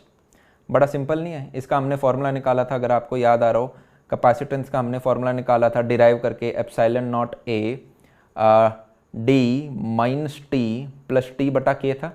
ठीक है, अब यहाँ पे अगर आप देखोगे D की वैल्यू मैं क्या लिख सकता हूँ, यहाँ पे आ जाएगा 6 - T क्या है 4.5 + T क्या है दोबारा 4.5, K क्या था 9। तो इसको आप जैसे ही सॉल्व करोगे ये तो कितना, ये पूरा पार्ट तो हो गया आधा 1/2। तो बेसिकली क्या है 6 - 4.5, दिस इज 6 - 4.5 इज 1.5। तो मैं नीचे जगह है यहाँ पे लिख रहा हूँ ε0A 1.5 + 1/2 which is equal to nothing but ε0A/2। तो क्या मैं बोल सकता हूँ कि जो आपकी कैपेसिटेंस है इस पर्टिकुलर केस में ε0A/2 हो गई, इसको C' बोल दो। इनिशियल कैपेसिटेंस कितनी थी, it was ε0A/D which was nothing but ε0A/D की वैल्यू क्या है 6, तो 6। अब आपको कंपेयर किसको करना है, आपको इसको कंपेयर करना है और आपको इसको कंपेयर करना है, इन दोनों टर्म्स को कंपेयर करोगे तो क्या आपको दिख रहा है कितना इंक्रीज हुआ है भैया, 3 गुना इंप्रूव हो गया, तो 3 टाइम्स इंप्रूव हो चुका है कैपेसिटेंस, अब ज़्यादा स्टोर कर सकता है वो चार्ज। ठीक है, इस वाले को रहने देना, ये अभी आप नहीं कर पाओगे, चैप्टर 3 नहीं कराया आपने। ये वाले को देख लेते हैं। Capacitor has some dielectric between its plate, एक कैपेसिटर है जिसके बीच प्लेट्स के बीच में कुछ डाइलेक्ट्रिक है। The capacitor is connected to a DC source, ठीक है भाई DC सोर्स से कनेक्ट कर रखा है। The battery is now disconnected and then dielectric is removed, दोबारा उसकी मम्मी को उससे दूर ले गए। भाई एक कैपेसिटर था आपके पास, ठीक है, capacitor has some dielectric between its plates, इसके बीच में डाइलेक्ट्रिक भी डाल रखा है, बहुत बढ़िया। The battery is now disconnected, पहले ये बैटरी से पहले कनेक्टेड था, तो क्या मैं बोल सकता हूँ इसके ऊपर कुछ चार्ज क्यू आ गया होगा। जैसे ही चार्ज क्यू आ गया उसके बाद इसको डिस्कनेक्ट कर दिया, तो डिस्कनेक्ट करते ही अब ये आइसोलेटेड हो गया, तो चार्ज क्यू तो इसके ऊपर रहेगा ही। And then the dielectric is also removed, इसमें से डाइलेक्ट्रिक भी हटा दिया। अब चाहे आप डाइलेक्ट्रिक हटा दो फिर भी चार्ज क्यू तो रहेगा। चीज समझ में आई? तो पहले अगर इसकी कैपेसिटेंस सी थी, डाइलेक्ट्रिक हटाते ही क्या मैं बोल सकता हूँ इसकी कैपेसिटेंस कम हो जाएगी सी बटा के। इतना तो अब आपके फंडे स्ट्रांग हो जाने चाहिए थे, ठीक है। मतलब अगर पहली बार पढ़ रहे हो कोई बात नहीं, डाइलेक्ट्रिक डालते हैं तो कैपेसिटेंस बढ़ जाता है, डाइलेक्ट्रिक हटा दिया तो कैपेसिटेंस घट गया होगा, सी बटा के यहाँ पे मैंने लिख दिया। अब आपसे पूछा क्या जा रहा है कि इन चारों में से कौन सा सही है, क्या कैपेसिटेंस इंक्रीज होगा? मैंने कहा बिल्कुल नहीं, पहले कैपेसिटेंस सी था अब तो डिक्रीज हो गया, सी बटा के हो गया, तो पहला तो गलत। दूसरा, क्या वोल्टेज विल डिक्रीज? मैंने कहा पता नहीं, देखना पड़ेगा। कैसे देखेंगे? मैंने कहा देखो चार्ज तो दोनों कंडीशन में सेम रहेगा क्योंकि आइसोलेटेड है। अब हमें पता है Q equal to C V होता है फॉर्मूला, यस। अब C की जगह मेरे पास क्या आ चुका है, C बटा के, यस। तो पोटेंशियल मेरा K टाइम्स बढ़ना चाहिएगा, अरे हाँ या ना? अगर क्या आप कह रहे हो भैया? मैं ये कह रहा हूँ कि अगर इसके अक्रॉस पोटेंशियल डिफरेंस V है तो इसके अक्रॉस जो पोटेंशियल डिफरेंस V डैश होगा, that V dash will be equal to V into K. क्यों? जिससे कि ये के कट जाए और आपका चार्ज क्यू सेम रह पाए। तो बेसिकली आपका जो पोटेंशियल है वो इंक्रीज होना चाहिए, पर इसने क्या लिखा रखा है, इसने कहा है कि वोल्टेज विल डिक्रीज, तो ये डी भी गलत हो गया, ए भी गलत हो गया। अब हम देख लेते हैं कि energy stored will decrease, energy stored होगी वो डिक्रीज होगी। मैंने कहा एनर्जी का फॉर्मूला क्या होता है? एनर्जी का आपका फॉर्मूला होता है हाफ सी वी स्क्वायर। अब मैंने कहा सी कितना है, सी तो आपका के टाइम्स डिक्रीज हुआ था और पोटेंशियल आपका इंक्रीज हुआ था, तो इंक्रीज वाले का तो स्क्वायर कर रखा है। चीज समझ में आ रही है? बेसिकली 1/k इंटू के का होल स्क्वायर, तो एक के कट गया, तो बेसिकली एनर्जी भी इंक्रीज हो रही है। इसको आप चाहो तो दूसरे तरीके से ऐसे देख सकते हो, U equal to Q square बटा 2c। अब चार्ज तो आपका सेम है, पर जो आपका कैपेसिटेंस है सी डैश क्या है, बेसिकली सी बटा के है, ये के आपका ऊपर चला जाएगा, तो एनर्जी आपकी इंक्रीज हुई है। तो एनर्जी स्टोर्ड विद डिक्रीज, ये भी आपका गलत हो गया, डी भी आपका गलत है, ए भी आपका गलत है, एक मात्र बच गया सी। इलेक्ट्रिक फील्ड विल इंक्रीज, क्या इलेक्ट्रिक फील्ड इंक्रीज हो जाएगी? मैंने कहा ऑब्वियसली हो जाएगी। अगर आपको थोड़ा सा याद आ रहा हो, क्या होता था, जैसे ही आप दो प्लेट्स के बीच में डाइलेक्ट्रिक डाल देते थे कांस्टेंट के साथ, तो ई क्या हो जाता था, ई नॉट बटा के हो जाता था। अब जैसे ही आपने डाइलेक्ट्रिक हटा दिया तो इलेक्ट्रिक फील्ड इंक्रीज हो जाएगी। तो आई होप हमने चारों ऑप्शंस को बहुत अच्छे से समझ लिया यहाँ पे। सो ई आपका हो गया। सेकंड केस स्टडी भी आप देख सकते हो, यहाँ पे टच स्क्रीन के बारे में बताया गया है, पर आप फिर से क्वेश्चन देखोगे तो उनका टच स्क्रीन से कुछ लेना देना नहीं होगा। जैसे पहला क्वेश्चन क्या है, एज इट इज है, जो हमने अभी फर्स्ट केस स्टडी का ये करा था वैसा ही एज इट इज क्वेश्चन है, आप इसे देख सकते हैं। सेकंड क्या है, अ पैरेलल प्लेट कंडेंसर, वो भी एज इट इज है, ये भी मैं करवा चुका हूँ आपको। ज़्यादा क्वेश्चन हैं ही नहीं केस स्टडीज़ में, जितने थे मैं 2-3 ही आपको मिलेंगे हर चैप्टर में, वो ढूंढ ढांड के मैं करा देता हूँ आपको, ठीक है। बेसिकली आप समझ गए, एक तरह से MCQs हैं जो कि एक पर्टिकुलर टॉपिक से रिलेटेड 4-5 एक आपसे पूछेंगे। अब 2 metal plates form a parallel plate capacitor, ठीक है। The distance between the plates is d, a metal sheet of thickness d बटा 2 and same area is introduced between the plates, what is the ratio of capacitance in the 2 cases. क्या बताया जा रहा है, ये कह रहा है कि 2 प्लेट हैं, एक मेटल प्लेट ये रही, दूसरी मेटल प्लेट ये रही, ठीक है। 2 metal plates form a parallel plate capacitor, बहुत बढ़िया, ये समझ में आ गया। The distance between the plates is d, इन दोनों के बीच में जो डिस्टेंस है वो है d। A metal sheet of thickness d बटा 2, इसको ऑरेंज कलर से करते हैं, थिकनेस d बटा 2, मतलब d बटा 2 की थिकनेस के साथ इसकी थिकनेस क्या है, d बटा 2 एंड सेम एरिया, एरिया वही सेम है, अगर इसका a है तो मतलब पूरा लंबा है, ठीक है, between the plates. What is the ratio of the capacitance. अब कैपेसिटेंस का यार फॉर्मूला याद आपको याद है, क्या है, एप्सिलॉन नॉट a, जब हम थोड़े से एरिया में डाइलेक्ट्रिक डालते हैं, कंप्लीट फिल नहीं करते, पार्शियली फिल करते हैं, d minus T plus T बटा के था। अब मुझे ये बताओ क्या भरा है आपने, डाइलेक्ट्रिक के नाम पर आपने एक मेटल शीट भरी है, क्या भरी है, a metal sheet of thickness d बटा 2 is filled as a dielectric.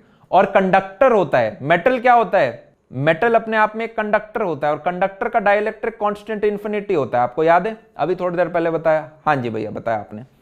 तो क्या मैं बोल सकता हूं, इसमें जब वैल्यू सब्स्टिट्यूट करूंगा तो क्या मिलेगा मुझे, एप्सिलॉन नॉट a प्लस यहाँ पे इसकी जो थिकनेस है टी तो डी बटा 2 के बराबर हो गया, तो मैं बोल सकता हूँ डी माइनस डी बटा 2 प्लस डी बटा 2 अपॉन इन्फिनिटी। ठीक है, तो ये वाला पार्ट तो ज़ीरो ही हो गया, तो आपको क्या मिला, epsilon not A upon D बटा 2, जो 2 है वो ऊपर चला गया। तो ये आपकी कैपेसिटेंस हो गई। तो क्या मैं बोल सकता हूँ ये 2 गुना बढ़ गई, ये 2 गुना बढ़ गई। तो पहले अगर मेरे पास एप्सिलॉन नॉट ए बटा डी था, अब क्या हो चुका है, वो ट्वाइस हो गया उसका। तो रेशियो मेरा क्या हो गया, 2:1 का हो गया। आई होप हमें ये भी न्यूमेरिकल समझ में आ गया होगा, राइट। नेक्स्ट अगर हम देखें, net capacitance of 3 identical capacitor in series is 1 PF आपको दे रखा है। कह रहे हैं नेट कैपेसिटेंस, ये बहुत लल्लू क्वेश्चन है यार। ठीक है, देखिए क्या होगा, 3 आइडेंटिकल कैपेसिटर हैं, सीरीज के अंदर हैं। ठीक है, मतलब एक, दूसरा, तीसरा, और आपको इसका C इक्विवेलेंट दे दिया 1 के बराबर। तो क्या मैं बोल सकता हूँ, बेसिकली अगर इसका कैपेसिटेंस C, इसका कैपेसिटेंस C, इसका C, so 1/C plus 1/C plus 1/C is equal to आपको 1 दे रखा है। यस, एक तरह से बोलें तो C/3 इक्वल टू 1 दे रखा है, तो C इक्वल टू 3 आ गया। तो हमने क्या, हर एक सीन 3 के बराबर निकाल लिया था। अब ये कह रहा है क्या नेट कैपेसिटेंस होगी अगर उन्हें पैरेलल में लगा लेंगे। मैंने कहा 1, दूजा, तीजा। ठीक है, तो 3 3 3 3 6 9 9 आपका उत्तर हो जाएगा। नेक्स्ट प्रश्न क्या है, नेक्स्ट प्रश्न है 4 capacitor of capacitance 2 microfarad are connected in series, the capacitance of the equivalent capacitors will be. इतना लल्लू क्वेश्चन पूछते हुए आखिर में, तो मेरे पास 4 कैपेसिटर हो गए, हर एक का 2 है। तो क्या मैं C इक्विवेलेंट बोल सकता हूँ, C equivalent will be equal to C बटा 4। C कितना है, 2 बटा 4 विच इज इक्वल टू 1 बटा 2 which is equal to 0.5 which is equal to my answer C। अब नेक्स्ट आपके आते हैं यार assertion reasoning. Assertion and reason यार बहुत आसान है, मैंने बहुत ढूंढ ढांड के आप सभी लोगों के लिए 7 बनाए हैं जिन्हें मैं धीरे धीरे स्क्रॉल कर रहा हूँ, और मैं चाहता हूँ कि ये सारे के सारे आप प्रैक्टिस करें। बहुत आसान है, जितना हमने करा है उसके हिसाब से आप अकॉर्डिंगली कर पाएंगे। और ये होमवर्क है, अगर आपके इशू आता है तो आप गूगल करोगे। गूगल कैसे करोगे कि मान लो आपको जो भी चीज़ समझ में नहीं आई, आप सीधा वो line for a point chart concentric spheres centre data location Google पे लिखना स्टार्ट करो, एंटर दबाओ, आपको एकदम से सॉल्यूशन मिल जाएगा। 3-4 वेबसाइट हैं जो कि बताती रहती हैं। वहाँ पे भी नहीं आता है तो कमेंट सेक्शन में, क्योंकि होमवर्क इसलिए ज़रूरी है। मैं आपको एक छोटा सा आइडिया देता हूँ। जैसे कि मान लो जो कुछ जेई होता है, जेई में आपको एकदम स्पून फीडिंग कराई जाती है, 12वीं में स्पून फीडिंग कराते हैं। फिर आप कॉलेज के अंदर गए, कॉलेज में भी आपको काफ़ी बार प्लेसमेंट का कोर्स बना रखा है, स्पून फीडिंग करा दी। ऐसा बच्चा कल को जब इंजीनियर बनता है, किसी कंपनी में जाता है, तो टेक्नोलॉजी हर साल बदलती जा रही है, न्यू लैंग्वेज आती जा रही है, न्यू फ्रेमवर्क आते जा रहे हैं, तो उसे नई नई चीज़ें हर साल सीखनी है। तो अगर उस बच्चे को खुद जाके खोदने की आदत नहीं है कि गूगल निकाला, रे यार यहाँ से मैंने ये आर्टिकल पढ़ लिया, यहाँ से ये चीज़ सीख ली, तो वो बच्चा तो सर्वाइव कर जाता है। जो स्पून फीडिंग पे अभी भी पेंडिंग रहता है वो नहीं सर्वाइव कर पाता।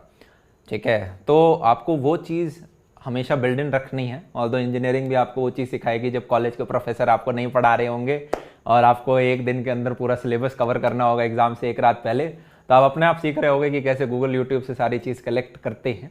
ठीक है, पर यहाँ पे आपका होमवर्क है और ये आप कर सकते हैं। फिर भी आपके गूगल पे दिक्कत आती है तो नीचे कमेंट सेक्शन में आप जनाब बता रहे हो। बहुत शानदार तरीके से आपको चैप्टर करा दिया गया है, पूरी क्वेश्चन प्रैक्टिस आपकी हो चुकी है, और हमेशा हर चैप्टर के आखिर में क्वेश्चन प्रैक्टिस ज़्यादा हो रही होंगी, और एकदम परफेक्ट तरीके से। आई होप केमिस्ट्री का भी यार आपको इसी प्रकार से हमने करा रखा है, आप उसे यूज़ करें। कंप्यूटर साइंस हो गया, ठीक है, जिसमें आपका पाइथन हो गया, आईपी हो गया, आपका इंग्लिश के आपके सारे चैप्टर हो गए, राइटिंग स्किल्स हो गई, ये सब करा चुके हैं। मैथमेटिक्स हो चुका, फिजिक्स है आपका, कॉलेज में आओगे तो कोडिंग करा रखी है, सब कुछ अवेलेबल है आपका अपनी कक्षा और अपना कॉलेज के ऊपर। अगर आपको पसंद आता है तो दबा के घुमा के लाइक दबा देना है, ठीक है, और अपने दोस्तों वगैरह के साथ अगर आप करना चाहें तो शेयर करें, उनके साथ बकवास ना करें, क्योंकि हमारा आखिरी 1 साल है, इसमें आपको बहुत फोकस्ड रहना है अपने ऊपर। ठीक है, तब तक के लिए जनाब सिया, have a good day, bye bye, take care, all the best.